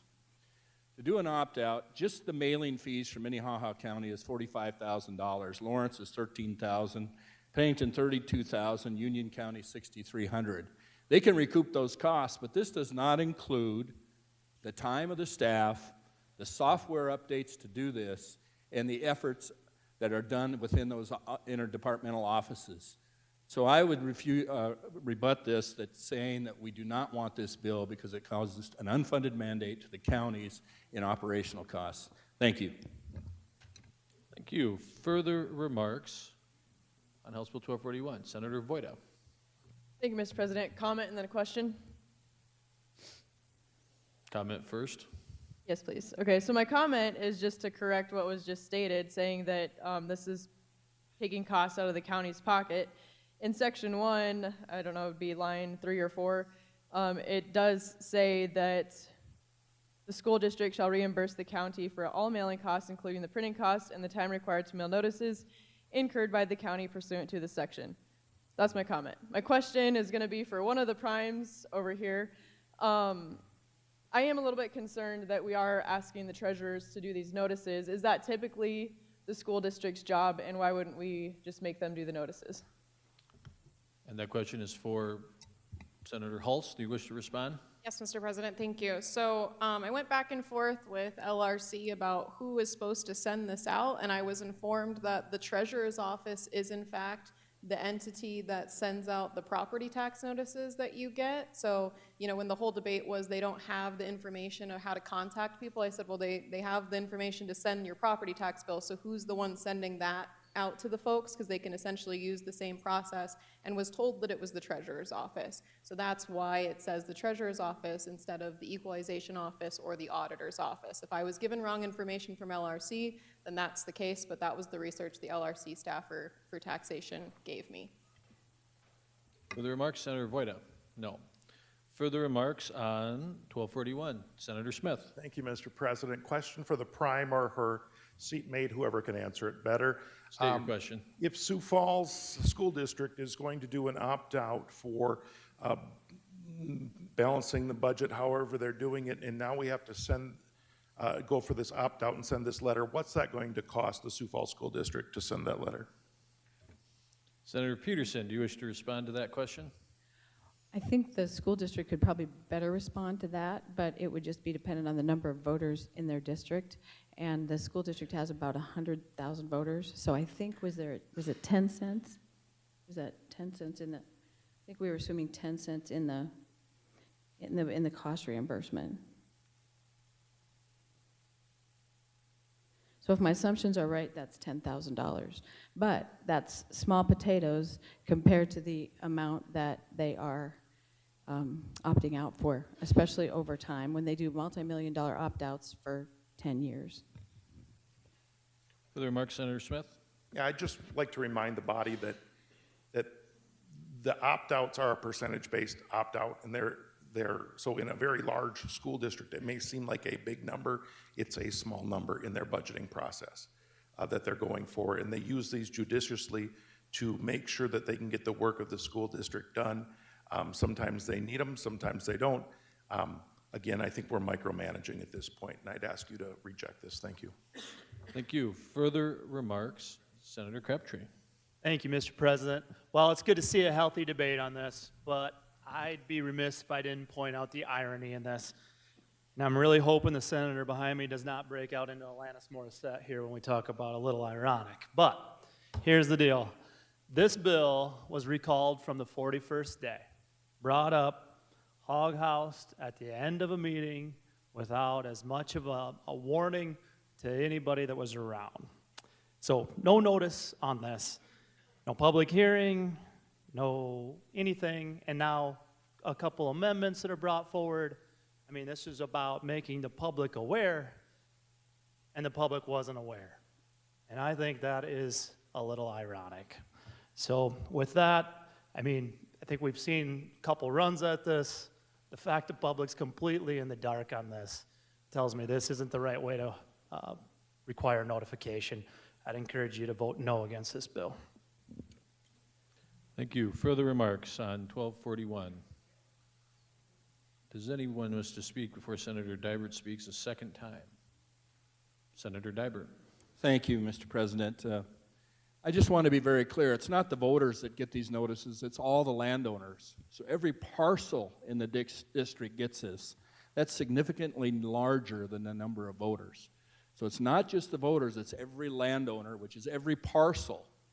That's a different list. Parcels are extremely more numerical than the number of voters. Thank you. Thank you. Further remarks? Further remarks? Senator Hulse in closing. Thank you, Mr. President. Well, I just want to talk about some of the comments that were just made. The irony really in the room is that everyone that just stood and opposed this voted yes on the same idea just a few weeks ago, without any of the address of who was going to pay for it. So it's really rich now and ironic now that we're going to vote no on it because a few members of the House Taxation Committee were gone, and that's why we're reviewing it again. There was a public hearing on the original idea of the bill. There was lots of testimony on it. And I'm sorry we did say voters. We probably should have said taxpayers because, yes, every parcel is going to get a notice, and every person that owns that parcel is a taxpayer that's going to be affected by every one of these opt-outs. Please vote yes on this bill.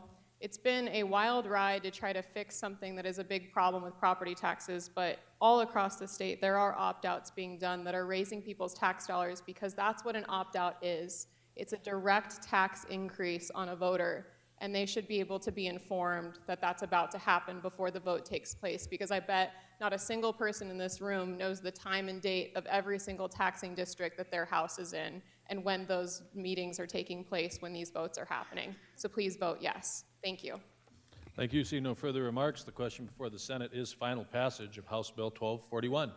When your name is called, those in favor vote aye. Those opposed, nay. The Secretary will call the roll. Senators Beal, excused, Blanc, Carley, Crabtree, Davis, Dibert, Duhamel, Foster, Grove, Hone, Howard, Hulse, Jensen, Carr, Kolbeck, Lapke, Larson, Marty, Melhoff, Ms. Skimmons, Nelson, Otten, Perry, Peterson, Pischke, Reed, Roll, Sauter, Shanefish, Smith? Vilhauer? Voigt? Voida? Whip? Zickman?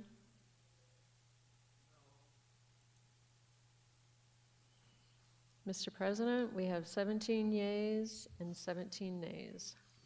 So House Bill 1241 having failed to receive an affirmative vote of a majority of the members elect, the President declared the bill lost.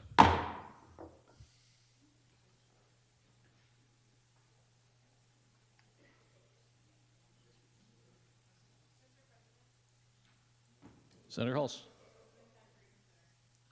We have noted your intent to reconsider. I think under the rules that will have to happen later today. Okay.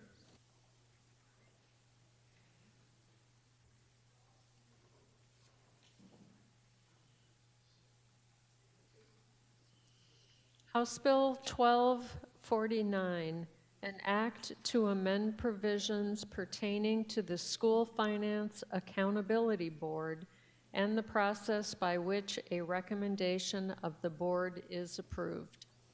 House Bill 1249, having had its second reading, is up for consideration and final passage. Are there any remarks? Senator Otten. Thank you, Mr. President.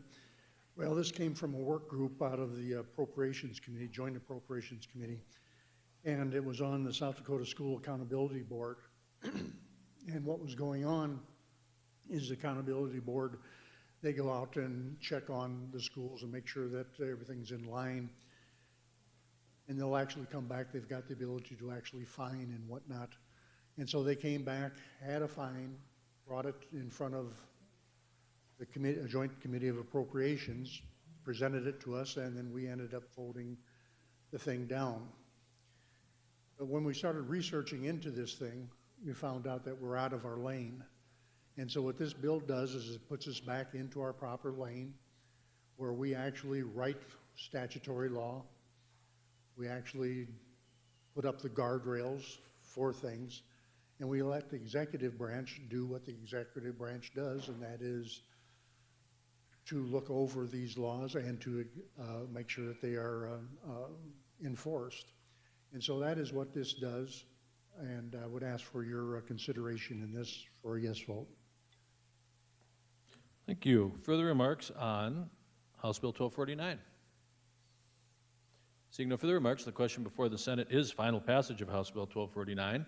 When your name is called, those in favor vote aye, those opposed nay. The Secretary will call the roll. Senators Beal, excused, Blanc, Carly, Crabtree, Davis, Dibert, Duhamel, Foster, Grove, Hone, Howard, Hulse, Jensen, Carr, Kolbeck, Lapke, Larson, Marty, Ms. Melhoff, Ms. Skimmons, Nelson, Otten, Perry, Peterson, Pischke, Reed, Roll, Sauter, Shanefish, Smith, Vilhauer, Voigt, Voida, Whip, Zickman, Carly, Howard, Peterson. Mr. President, we have 33 yeas, 2 excused. So, House Bill 1249 having received an affirmative vote of a majority of the members elect, the President declares the bill passed. Are there any questions on the title? Seeing none, it's deemed correct.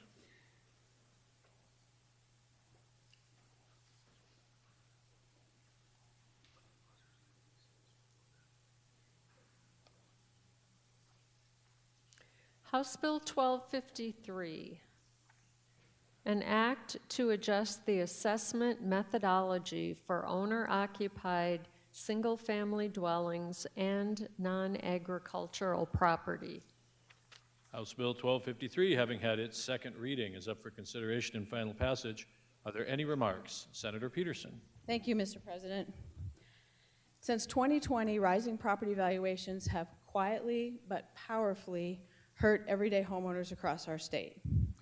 What started as a housing boom has turned into a tax squeeze for families, seniors, and longtime residents who simply want to stay in the homes they love. Look at the numbers. South Dakota's house price index has climbed more than 51% since late 2020. County assessors, required by law to value property at 85% of market value, have adjusted assessments sharply upward to match those booming sales, especially in Sioux Falls, the Black Hills, and growing rural pockets. The result, property taxes paid by South Dakota homeowners surged 38.8% between 2020 and 2024.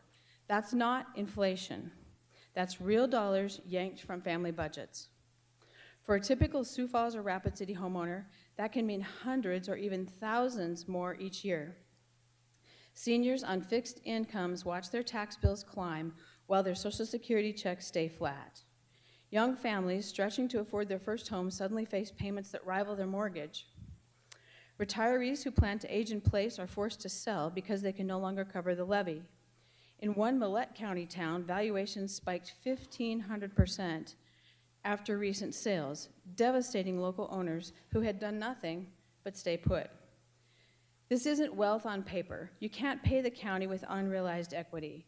These increases hit hardest those who bought years ago, improved their properties, and now watch neighbors' sales drive everyone's taxes skyward. Meanwhile, schools, counties, and cities collect more without a single new voter-approved mill levy in many cases. South Dakotans built this state on hard work and self-reliance, not on being taxed out of our homes. We've seen welcome steps like the 2025 assessment growth caps, but the damage since 2020 is already done. It's time to demand real, lasting relief so that South Dakota remains a place where homeowners can thrive, not just survive. I ask for your favorable support of House Bill 1253. Thank you. Thank you. Further remarks on House Bill 1253?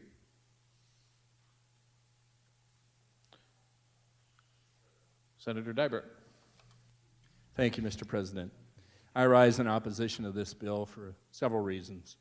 Number one, when you do this, the mill levy goes up. If you don't increase the property values to the 85% of market value, or 75%, whatever it is, your mill levies go up. So who suffers? The producers. When mill levies go up, producers pay more taxes. We can't put our producers in that situation. Secondly, when you look at 5 years from now and you have that big jump, what's that person my age going to do to cover that jump when they've got a budget now, what they're going to pay for the next 5 years, and then you have a big jump? What am I going to do when I'm retired? I'm not going to be able to afford that. So we're going to have a bigger problem with this than we do currently. I ask you to vote no. Thank you. Further remarks, Senator Smith. Thank you, Mr. President. Well, as a person in here that works with housing all the time, one of the things that buyers look at is your tax, what's the taxes going to be on this house and what's the taxable value? And they always ask you questions like, how close is the actual value of this home to the taxable value? And at 85% rule, one of the things that we're running into is some people were getting a really, really good deal for a long time. And then the taxes, the valuations got much closer to what the actual value of the home was. We were way off in certain areas of town. I can tell you that for a fact. When you look at the tax value on that property and you tell the folks living there, hey, good for you.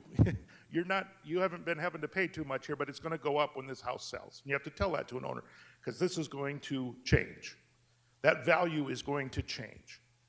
But I also don't think we can manipulate that value in saying that it's a different value than it is, because a house is worth what somebody's willing to pay for it.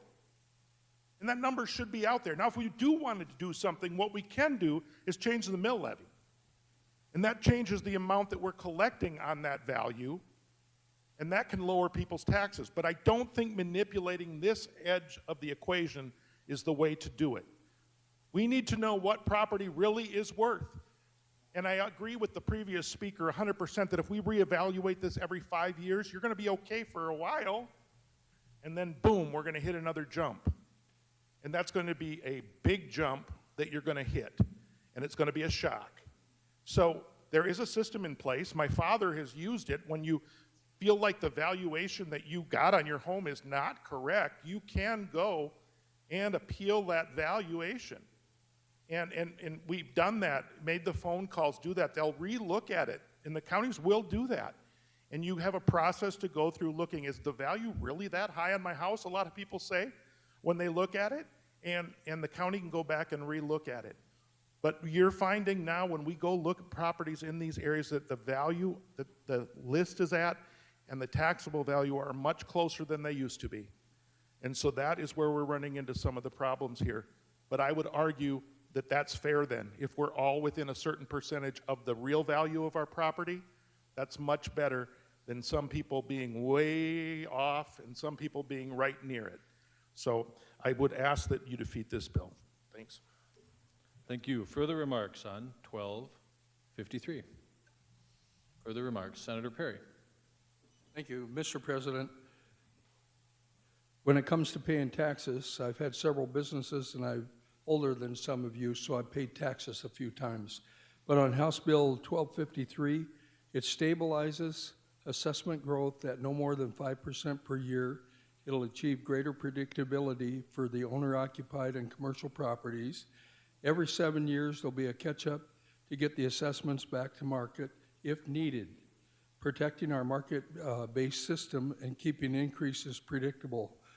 I believe predictable and transparent are two big words that we really need to be using, and I believe that this is one of the bills that uses both of those words. Thank you. Further remarks, Senator Crabtree. Thank you, Mr. President, members of the Senate.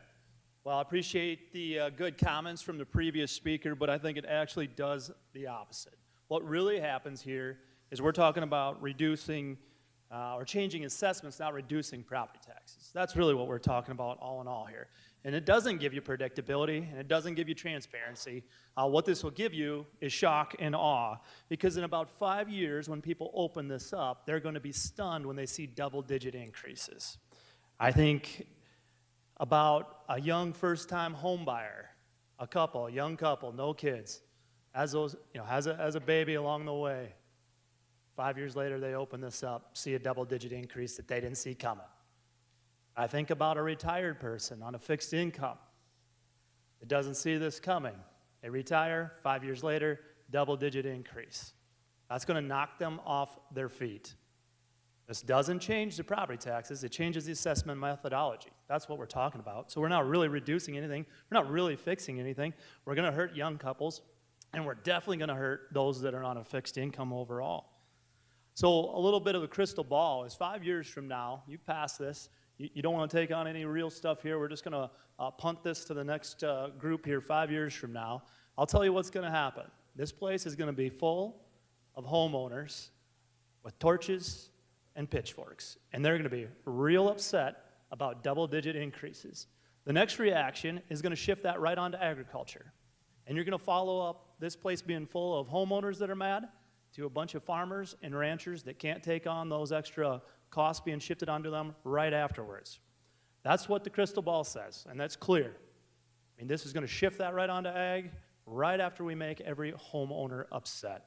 This doesn't fix anything for us, and I would encourage you to vote no.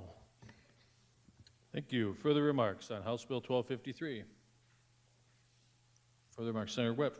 Thank you, Mr. President. A question for the prime sponsor. State your question. Do you foresee this creating a shift onto agriculture in the scenario that the good senator from Super 8 just said? Senator Peterson, do you wish to respond to that? Yes, I will certainly try. So anytime that we're dealing with property tax relief, there is a shift. And the thing that we're failing to realize here is there's been a major shift onto homeowners already. And we need to take care of that and some of that needs to shift back to where it was and should be. And I don't think it's going to be major. I think it'll be more of an equalization process, and I think our homeowners need relief. Further remarks, Senator Whip. Yes, Mr. President. Okay. A few things I think need to be said here. Is there more or less ag land in this state than there was 10 years ago? Are there more or fewer owner-occupied structures in this state than there were 10 years ago? I'm troubled by how often people try to conflate the two and say, well, they're going to try to compare property taxes on ag land, property taxes on homes. Ag land produces an income for a family, probably several families. It produces food, fuel, and fiber for a hungry country, a hungry state. It produces habitat for animals. It produces recreational opportunities for people in and out of this state to come. The economic engine should be apparent. I don't need to keep giving examples. Your house is just your house. It's just for you. It just keeps you dry when it's raining and warm when it's cold outside. And trying to compare my ag land with your house is like comparing apples with some fruit no one else has ever eaten. There has to be a reckoning of this wrong-headed mentality. When you shove property taxes onto ag land, it's not just some wealthy land baron that is nameless and faceless and you'll never have to meet them. They just turn around and pass that on to their tenant, which is a farmer. The men and women making the smallest fraction of the profit on the whole enterprise to begin with, and they're the ones that get saddled with that. I think we need to be realistic about what happens with this 5-year plan. It reminds me of the Panama Canal. They said, you know what, we'll give that thing away. That's so many years in the future, it'll be somebody else's problem. And 5 years is nothing, and they will be here, and they'll be upset with us thinking that we did this to them. We were just patting ourselves on the back for kicking the can down the road. So I urge a no vote on this. Thank you. Further remarks on House Bill 1253? Further remarks? Senator Peterson in closing. Thank you, Mr. President. Well, related to pitchforks and torches, if any of you had gone door to door with me in the last election, it was pretty close to that. And it was related to homeowners saying, we just can't afford our property taxes anymore. And in relation to shock and awe, property taxpayers are already getting that when they open their tax bill. So that already exists. And if they are not here in the Capitol with pitchforks and torches, they should be. They should be for what's happening to homeowners with property taxes. This provides some stabilization. It gives them some predictability for 5 years. And we don't know if values will go up or down in 5 years, but it gives us an opportunity to just give people some breathing room and to allow them to not have to pay taxes on unrealized gains. Their cash income has not gone up, but their expenses are going up. So I ask you to vote yes on 1253. Thank you. Thank you. Seeing no further remarks, the question before the Senate is final passage of House Bill 1253. When your name is called, those in favor vote aye, those opposed nay. The Secretary will call the roll. Senators Beal, excused, Blanc, Carley, Crabtree, Davis, Dybert, Duhamel, Foster, excused, Grove, Hone, Howard, Hulse, pardon, Jensen, Carr, Kolbeck, Lapke, Larson, Marty, Melhoff, Miss Gimmons, Nelson, Otten, Perry, Peterson, Pischke, Reed, Roll. Sauter. Shanefish. Smith. Vilhauer. Voigt. Voida. Whip. Zickman. Grove. Mr. President, we have 10. Jensen votes no.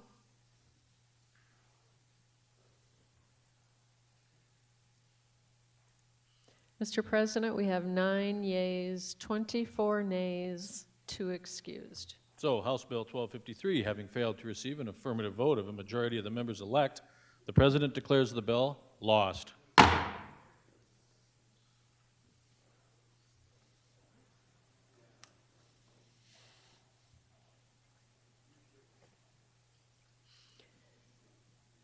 House Bill 1274, an act to prohibit the dispensing, distribution, sale, or advertisement of certain articles or things for purposes of an unlawful abortion and provide a criminal and civil penalty therefor. House Bill 1274, having had its second reading, is up for consideration and final passage. Are there any remarks? Senator Blanc. Thank you, Mr. President. Esteemed colleagues, I draw your attention to the fact sheet that are on your desks. HB 1274 states an act to prohibit the dispensing, distribution, sale, or advertisement of certain articles or things for the purposes of an unlawful abortion and provide a criminal and civil penalty therefor.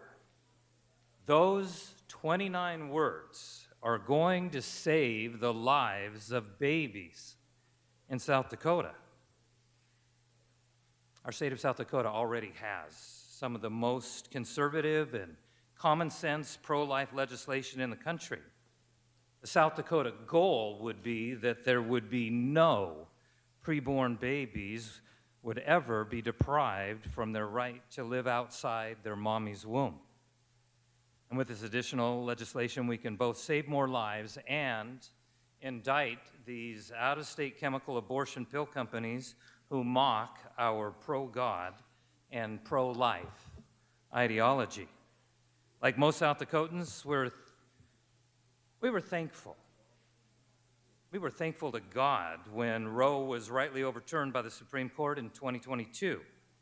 Yet the joy was temporary, because just a few short years later, the dirty little secret was revealed by the Guttmacher Institute report that 63% of abortions, that's over 6 out of 10 abortions in our nation, are by these killer chemical abortion pills. As you see on your handout that you've received, the target legislation is against the pill providers. The 2-step chemical abortion pill begins by ingesting the mifepristone that literally starves the child to death through cutting off their food nutrient supply from their mother. And then 24 to 48 hours later, the misoprostol is taken, which expels the lifeless baby through an artificial miscarriage, which, according to the warning label on the box, usually causes adverse reactions. And the FDA warns 8% of women report bleeding for more than 30 consecutive days. When you hear the words "do it yourself," you think of Home Depot, you think of Menards. But the words "do it yourself" should never be in conjunction with an abortion, and that is exactly what is being done through these DIY mail-order abortion drugs like mifepristone. Even the FDA on their website warns the public not to buy this drug online. As of today, there are 6 primary online websites that refer to themselves as clinics that provide these harmful drugs by mail to almost anyone. Some of these websites are even targeting girls as young as 16. This abhorrent practice is so important that the Attorney General, the Governor's Office, South Dakota Right to Life, South Dakota Family Voice, the South Dakota Catholic Conference, Concerned Women for America, the Alpha Center, all testified as proponents of this legislation and passed almost unanimously in committees. I'll close with this. Why would our great state of South Dakota, often proclaimed as one of the most pro-life states in the nation, why would we not do everything in our power to eliminate this kind of pain in the lives of mommies and babies? Please join me in voting yes on HB 1274. Thank you. Further remarks on House Bill 1274? Further remarks? Senator Larson. Thank you, Mr. President. Just a couple of questions here for the prime. First of State all, your questions. Thank you. First of all, how can we ensure that this bill won't have a chilling effect on women's ability to get mifepristone for treatment for a miscarriage? Senator Blanc, do you wish to respond to that question?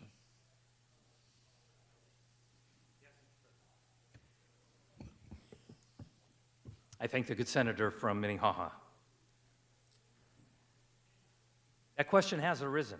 Well, will people be afraid of being charged with a felony, or will hospitals and other healthcare providers, will they not be able to get their medications that they need, and patients' health will suffer? Well, HB 1274 is crystal clear. If you look, Senator, in Section 2, line 14, it's only a felony if you're distributing or selling these drugs for purposes of an illegal or an unlawful abortion. So if the purpose of these drugs is to help treat a miscarriage or other legitimate medical purpose, such as an abortion to preserve the life of the mother, then the bill has no impact on those being provided to healthcare professionals. Senator Larson. Additional question? State your question. So during the course of this bill, the terminology was changed from pregnant female, to person. And I'm wondering, what is the impact of that change in the law? Senator Blanc, do you wish to answer that question? Again, my good friend from Minnehaha is asking some good questions, and I have a good answer. In Section 1 of the bill, why was it that we deleted the words pregnant female and replaced it with person? This change was requested by the Attorney General to provide the Division of Criminal Investigation to pursue controlled buys, which is it's a technique that's used to gather evidence against individuals who are suspected of selling illegal drugs. And the Attorney General, he stated in committee, by removing the requirement that it be to any pregnant female, it allows proactive law enforcement operations. And to make sense of that, under the existing law, by requiring that it be a pregnant female, it would require the agent or the law enforcement officer to be a female, or to be a pregnant female. So by removing that specific language, it provides law enforcement with the tools to be able to move forward in these operations. Further remarks, Senator Larson. Just one more question. State your question. So in that change, what this also means is that a person does not need to be pregnant for this felony abortion to occur with this new change, if I'm understanding it correctly. So my question is, how can we attempt to not criminalize other types of birth control or medications such as Plan B? My fear is that this is leaning in that direction because the person in this case does not have to be pregnant. Could you answer that for me? Thank you. Senator Blanc, do you wish to answer that question? Let's see if I can go 3 for 3. You're asking some very good questions that I asked even of myself. You know, Could it be used to block drugs that we use, some people use every day for contraception? Again, the bill is clear. It applies only to drugs that are used for unlawful abortions. Our current definition of abortion in South Dakota is the intentional termination of the life of a human being in the uterus. And this definition was enacted by statute in 2021, so it's been in effect for the last 5 years and has never been interpreted to apply to contraception or any other lawful medical procedures. Further remarks, Senator Larson? No. Further remarks, Senator Perry? Thank you, Mr. President. I think that this bill simply strengthens South Dakota law by closing some of the loopholes on sale and distribution of abortion drugs and ensures our existing procedures and protections for unborn life are meaningfully endorsed and enforced. I think voting yes on 1274 is a great decision. Thank you. Thank you. Further remarks on House Bill 1274? Senator Blanc, do you have anything to say in closing?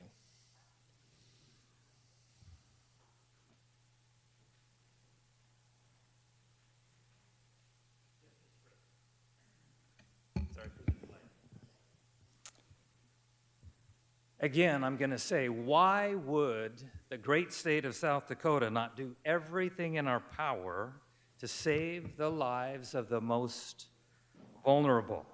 HB 1274 simply gives the Attorney General and law enforcement the tools to enforce criminal and civil penalties against these out-of-state chemical abortion pill providers who want to violate our pro-life values. Again, I appeal to your love for life and ask your yes vote on HB 1274.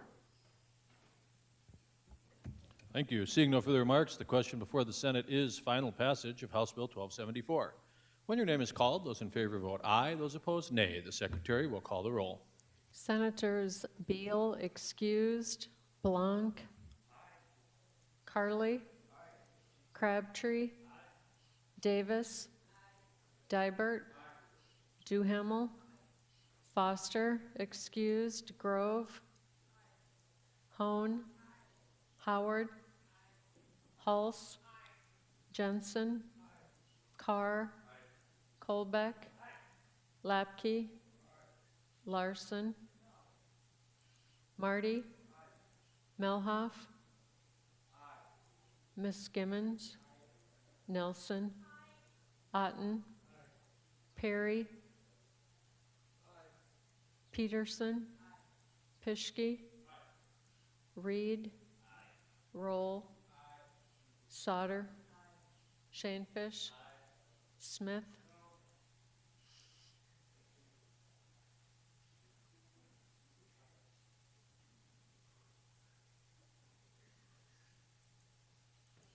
Vilhauer, Voigt, Voida, Whip,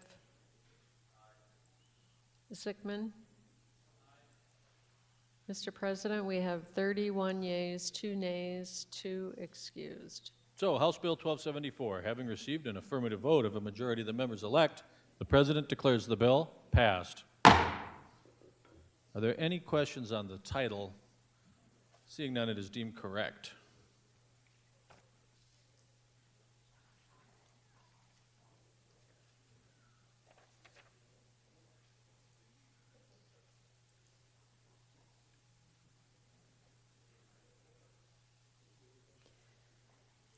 House Bill 1302, an act to address issues facing South Dakota. Senator Melhoff moves that Senate Bill 1302 be laid on the table. This has been moved by Senator Melhoff and seconded to table House Bill 1302. This is a non-debatable motion. When your name is called, those in favor vote aye, those opposed nay. The Secretary will call the roll. Senators Beal excused, Blanc, Carly, Crabtree, Davis, Dibert, Duhamel, Foster, excused. Grove, Hone, Howard, Hulse, Jensen, Carr, Kolbeck, Lapke, Larson, Marty, Melhoff, Miskimmons, Nelson, Otten, Perry, Peterson, Pischke, Reed, Roll, Sauter, Shanefish, Smith, Vilhauer, Voigt, Voida, Whip, Zickman.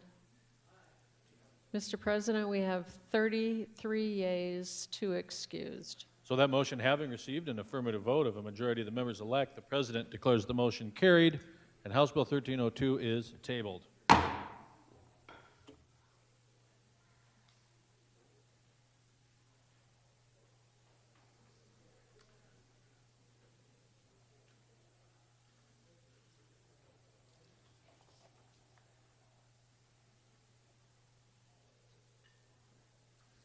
House Bill 1303, an act to promote the future success and development of South Dakota. Senator Melhoff moves that House Bill 1303 be laid on the table. It's been moved by Senator Melhoff and seconded to table House Bill 1303. This is a non-debatable motion. When your name is called, those in favor say aye. Those opposed, nay. The Secretary will call the roll.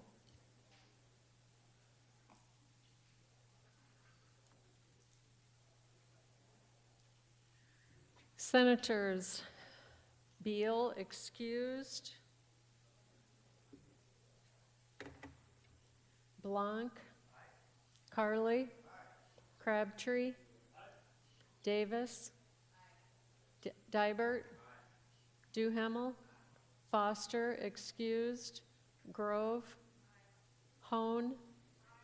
Howard. Hulse. Jensen. Carr.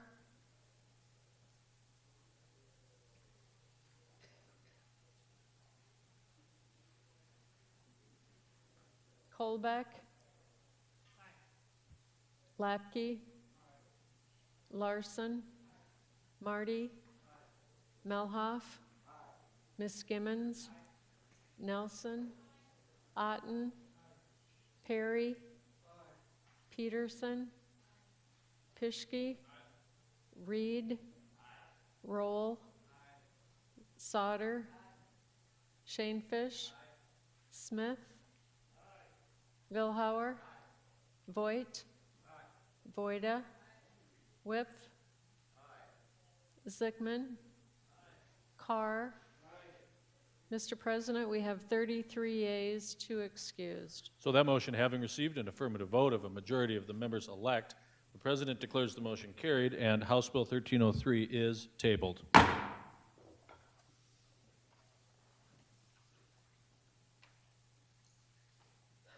House Bill 1323, an act to amend the time required for filing a petition referring an ordinance or resolution of a political subdivision.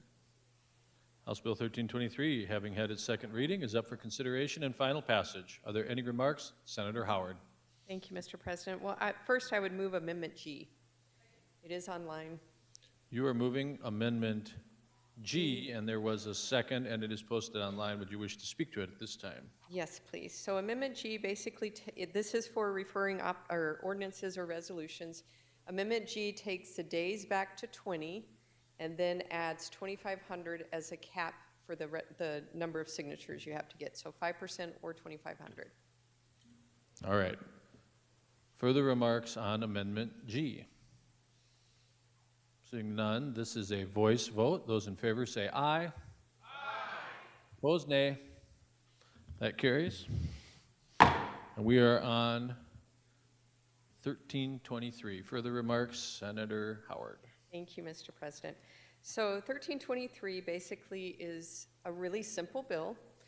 So we're leaving the days at 20.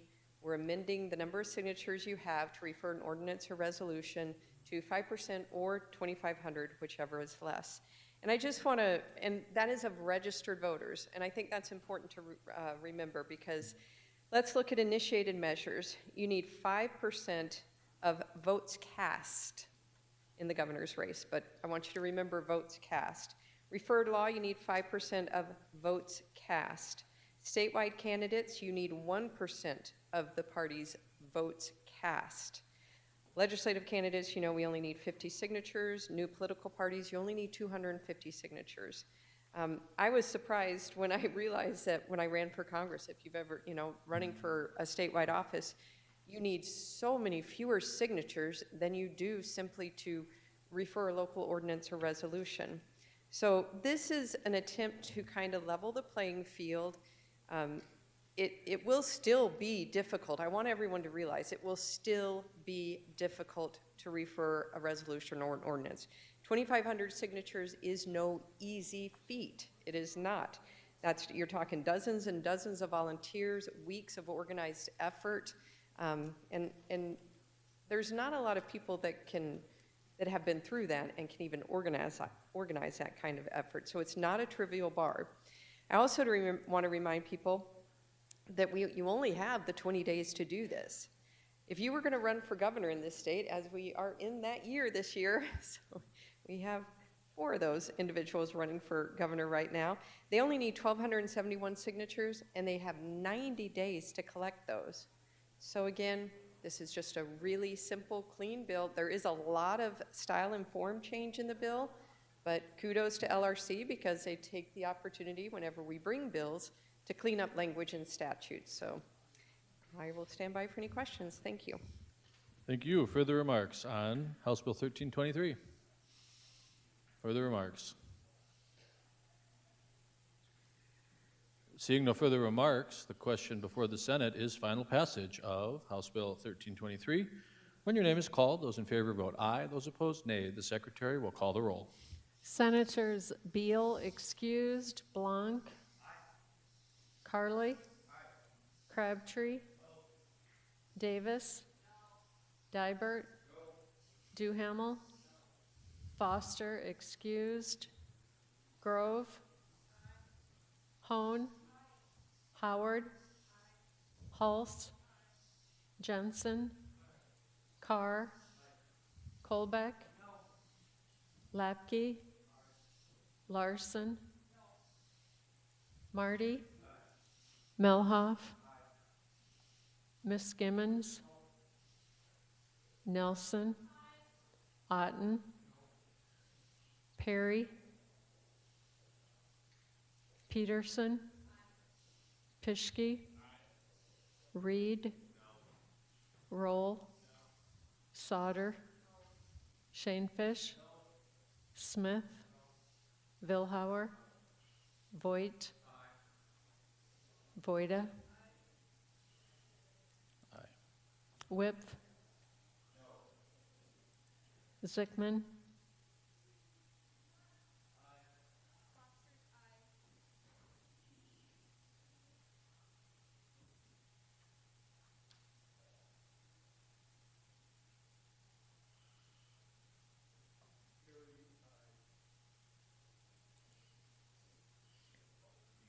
I still have to get Foster. I have to find her in here.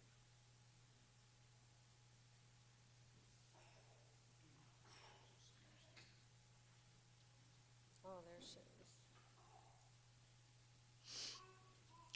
I'm sorry, Foster, was that aye? Mr. President, we have 19 yeas, 15 nays, 1 excused. So, House Bill 1323, having received an affirmative vote of a majority of the members elect, the President declares the bill passed. Are there any questions on the title? Seeing none, it is deemed correct. Senator Carr. Mr. President, personal privilege, please. I was wondering when you were going to get to that. Granted. Been waiting for them all to be available at one time. I would really like to introduce my family to everybody here. I got my wife, Erica, is with us today. She brought our daughters. I have Ava with me. She's 2. and Sophia is 9 months, and it's just so great having them here. You know, they're the reason you're here. They're also what makes it hard to be away from home. But I just couldn't do it without their support, and want to thank them. If you could help just welcome them, I appreciate that. Welcome.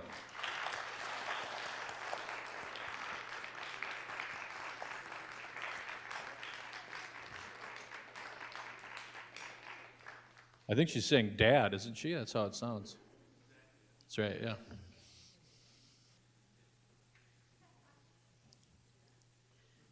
Earlier today, Senator Hulse announced her intent to reconsider the vote by which House Bill 1241 lost. Senator Hulse moves that the Senate do now reconsider the vote by which 1241 lost. Is there a second? It's been moved and seconded to reconsider the vote by which House Bill 1241 lost. Are there any remarks? Senator Hulse. Yes, I have some more information about why it was the treasurer, and also there was a few members that were confused between the two different bills as to what was contained in them. So it would be great to have a reconsideration. Please vote yes. Thank you. All right, further remarks on the motion to reconsider? Seeing no further remarks, this is a roll call vote. When your name is called, those in favor vote aye, those opposed nay. The secretary will call the roll. Senators Beal excused, Blanc, Carly, Crabtree, Davis, Dibert, Duhamel, Foster, Grove, Hone, Howard,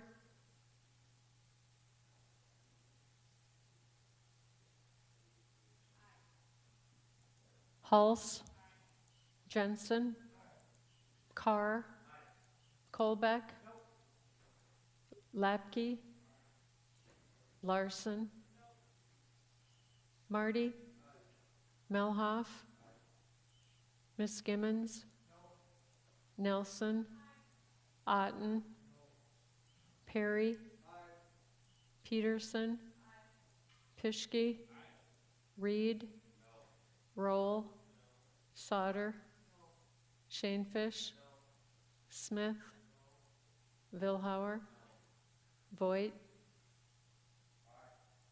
Voida,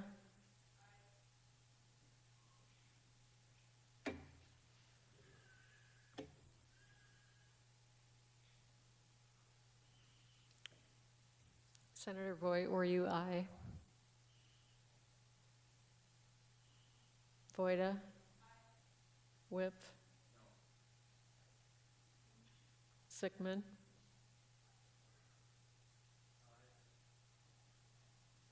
Mr. President, we have 19 yeas, 15 nays, 1 excused. So that motion having received an affirmative vote of a majority of the members elect, the president declares the motion carried, and House Bill 1241 is up for reconsideration and final passage.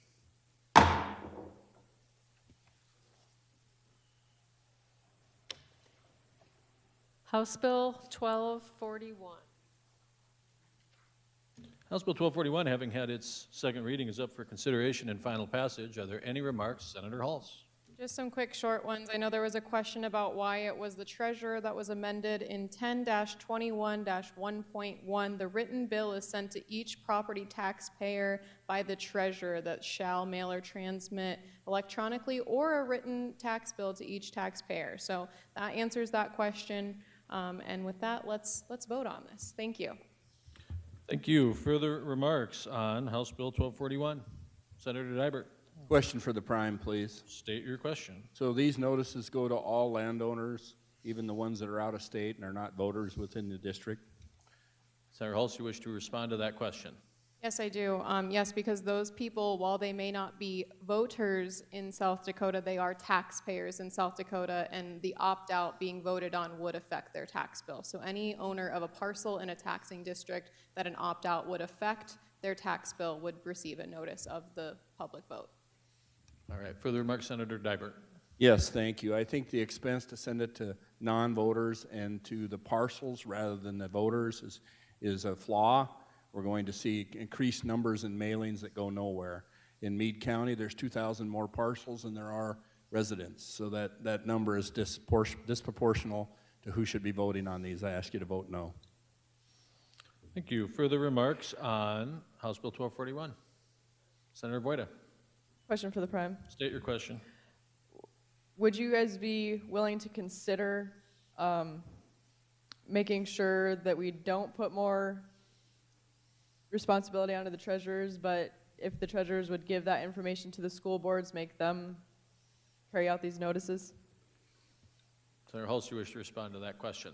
Well, this bill is probably going to go to a conference committee, so I'm sure there's another step to the process of how this bill is going to live or die, and so I'm sure there's going to be much more discussion because it never ends with this bill.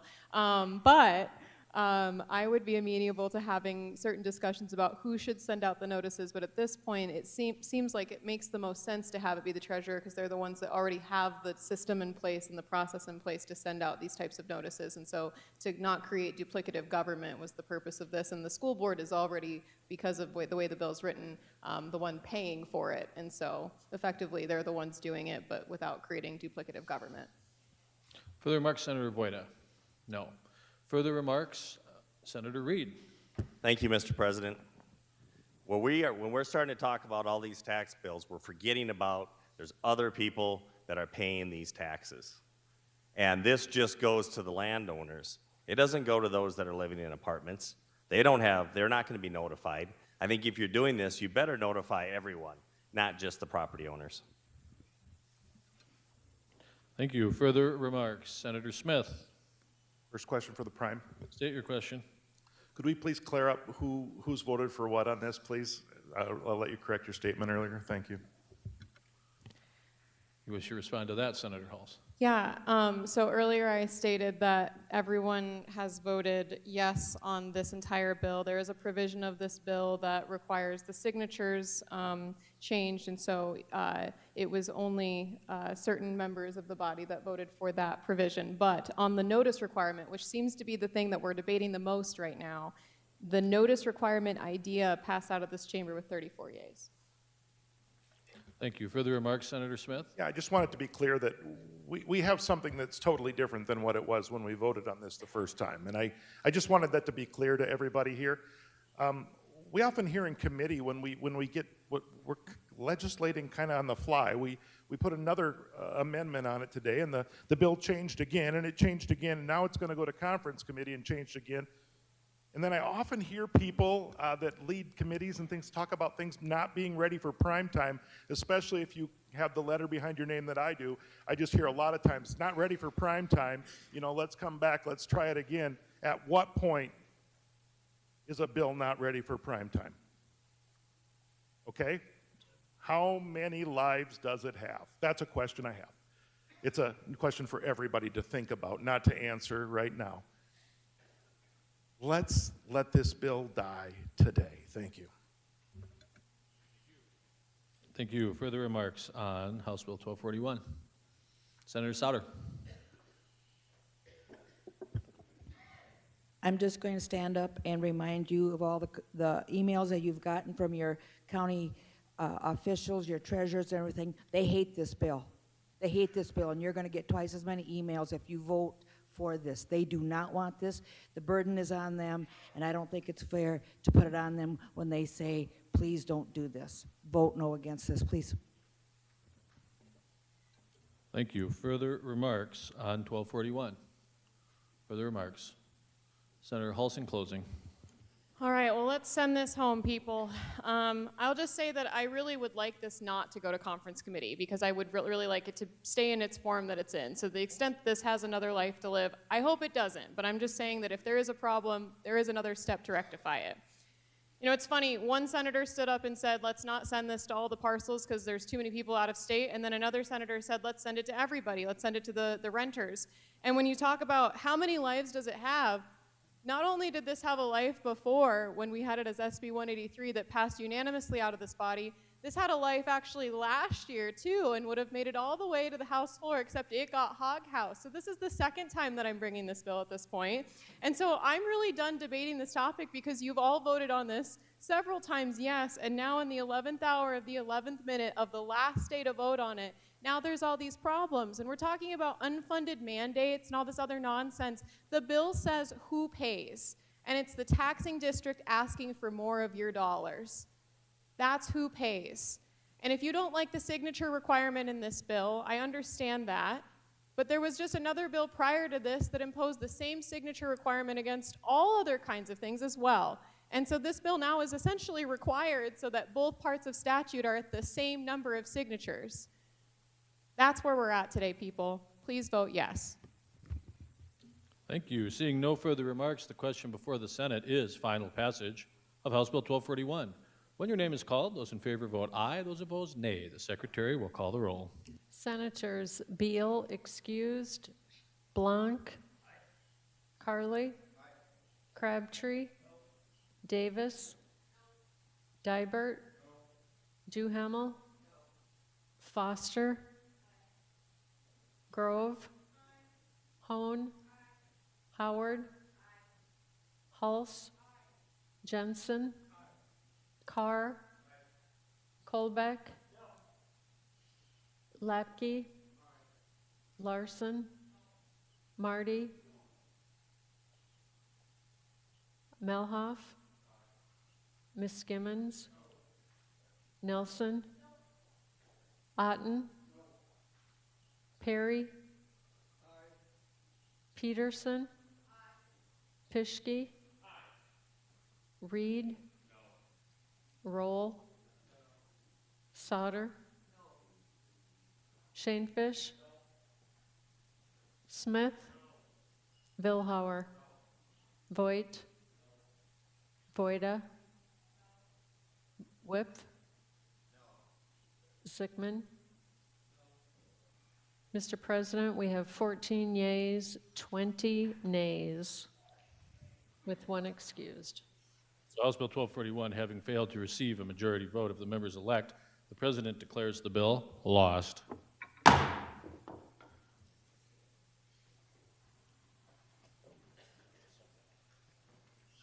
And without objection, the Senate is going to revert to order of business number 7, messages. I have 2 messages from the House regarding conference committees. Mr. President, I have the honor to inform your honorable body that the House has failed to concur in Senate amendments to House Bill 1200 and has appointed Representatives Rayfeld, Casson, and Kaiser as a committee of 3 on the part of the House to meet with a like committee on the part of the Senate to adjust the differences between the 2 houses. Also, Mr. President, I have the honor to inform you that the House has failed to concur in Senate amendments to House Bill 1209 and has appointed Representatives Odenbach, Garcia, and Healy as a committee of 3 on the part of the House to meet with a like committee on the part of the Senate to adjust the differences between the 2 houses. Respectfully, Patricia Miller, Chief Clerk.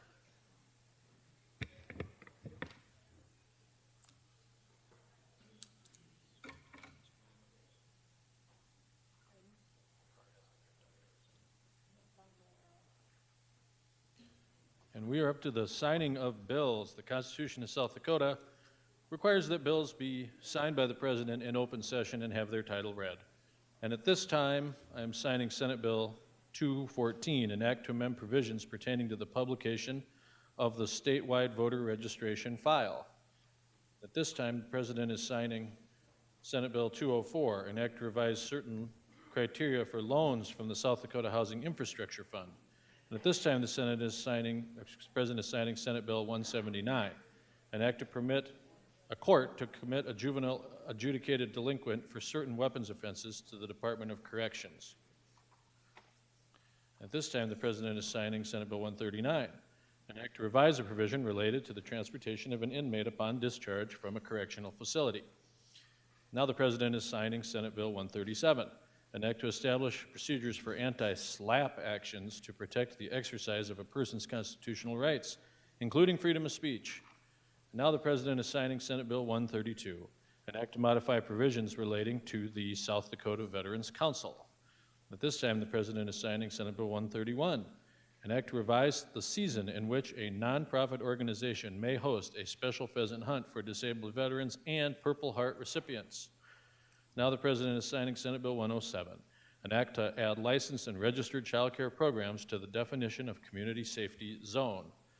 Now the President is signing Senate Bill 96, an act to authorize the imposition of a county option gross receipts tax to reduce owner-occupied property taxes. Now the President is signing Senate Bill 90, an act to expand the information required to be sent to the Prescription Drug Monitoring Program for each registry identification card holder. Now the President is signing Senate Bill 76, an act to authorize loans from the South Dakota Housing Infrastructure Fund for airport infrastructure. Now the President is signing Senate Bill 41, an act to revise a provision related to criminal invasions of privacy, prohibit the creation and distribution of digitally fabricated material of an identifiable individual, and provide penalties therefor. Now the President is signing Senate Bill 15, an act to create the Developmental Disability Service Delivery Committee. Now the President is signing Senate Bill 3, an act to limit the types of residential improvements for which counties, municipalities, and townships may require a permit. Now the President is signing House Bill 1300, an act to exempt victims of human trafficking or domestic abuse from certain clemency notice requirements. Now the President is signing House Bill 1280, an act to increase penalties for the operation of drones over certain facilities and to provide for mitigation techniques and countermeasures. Now the President is signing House Bill 1250, an act to revise the types of community-based providers for the purposes of state-funded services. Now the President is signing House Bill 1311, an act to require the reporting of funding given by certain persons and governments to institutions under the control of the Board of Regents and the South Dakota Board of Technical Education. Now the President is signing House Bill 1292, an act to limit the ability of a health carrier to recoup, recover, or retroactively deny previously paid claims. Now the President is signing House Bill 1263, an act to eliminate an exclusion from the definition of agricultural equipment dealer. Now the President is signing House Bill 1262, an act to make an appropriation for a non-residential school-based therapeutic services facility in Brown County and to declare an emergency. And now the President is signing House Bill 1244, an act to repeal the Special Donations Fund and make an appropriation to the Department of Education for the provision of a grant to support the Jobs for America's Graduate South Dakota program. And now the President is signing House Bill 1238, an act to protect financial institutions taking action to prevent the financial exploitation of consenting, senior, or vulnerable adults. Now the President is signing House Bill 1194, an act to clarify authority for the Cosmetology Commission to credit work experience for educational hours for certain out-of-state licensure applicants and to require the Commission to promulgate rules therefor. And now the President is signing House Bill 1180, an act to ensure the validity of non-compete agreements in the context of jointly owned business entities. Now the President is signing House Bill 1089, an act to modify the distributions of revenues collected from severance taxation on new permits. And now the President is signing House Bill 1048, an act to make an appropriation for the expansion of broadband infrastructure and to declare an emergency. Last one, the President is signing House Bill 1017, an act to permit the board of a school district to require that certain students receive instruction in alternative settings.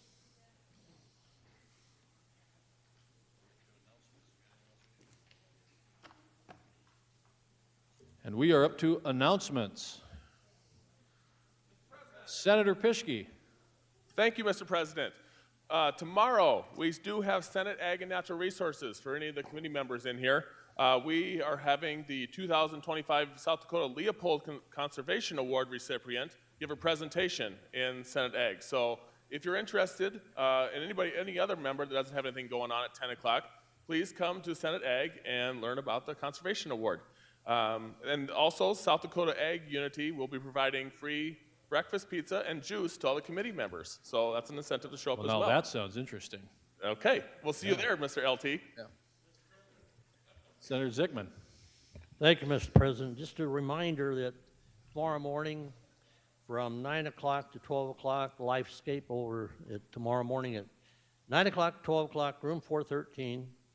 And they have caramel rolls, etc., which are actually made by Lifescape in Sioux Falls. So we enjoy it to be there. They're going to give you an information on their new facility, and that's by law.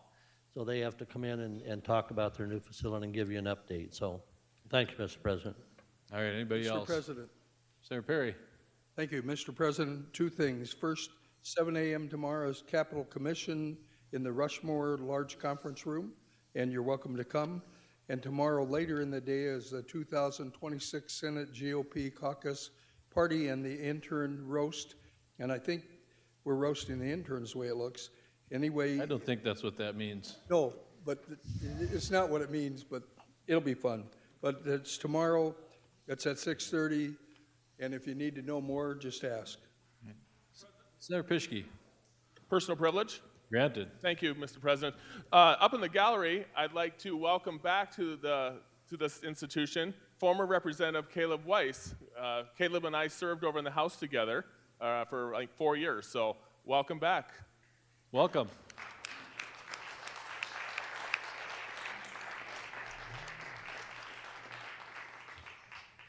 Mr. President? Where are we at? Senator Voida. For the appropriators, we are going to meet within the hour. Stand by for when leadership is back, and then 8 a.m. tomorrow. Anybody else? Senator Reed moves that the Senate do now adjourn. It has been moved that we adjourn. All in favor say aye. Aye. Opposed, nay. We are adjourned.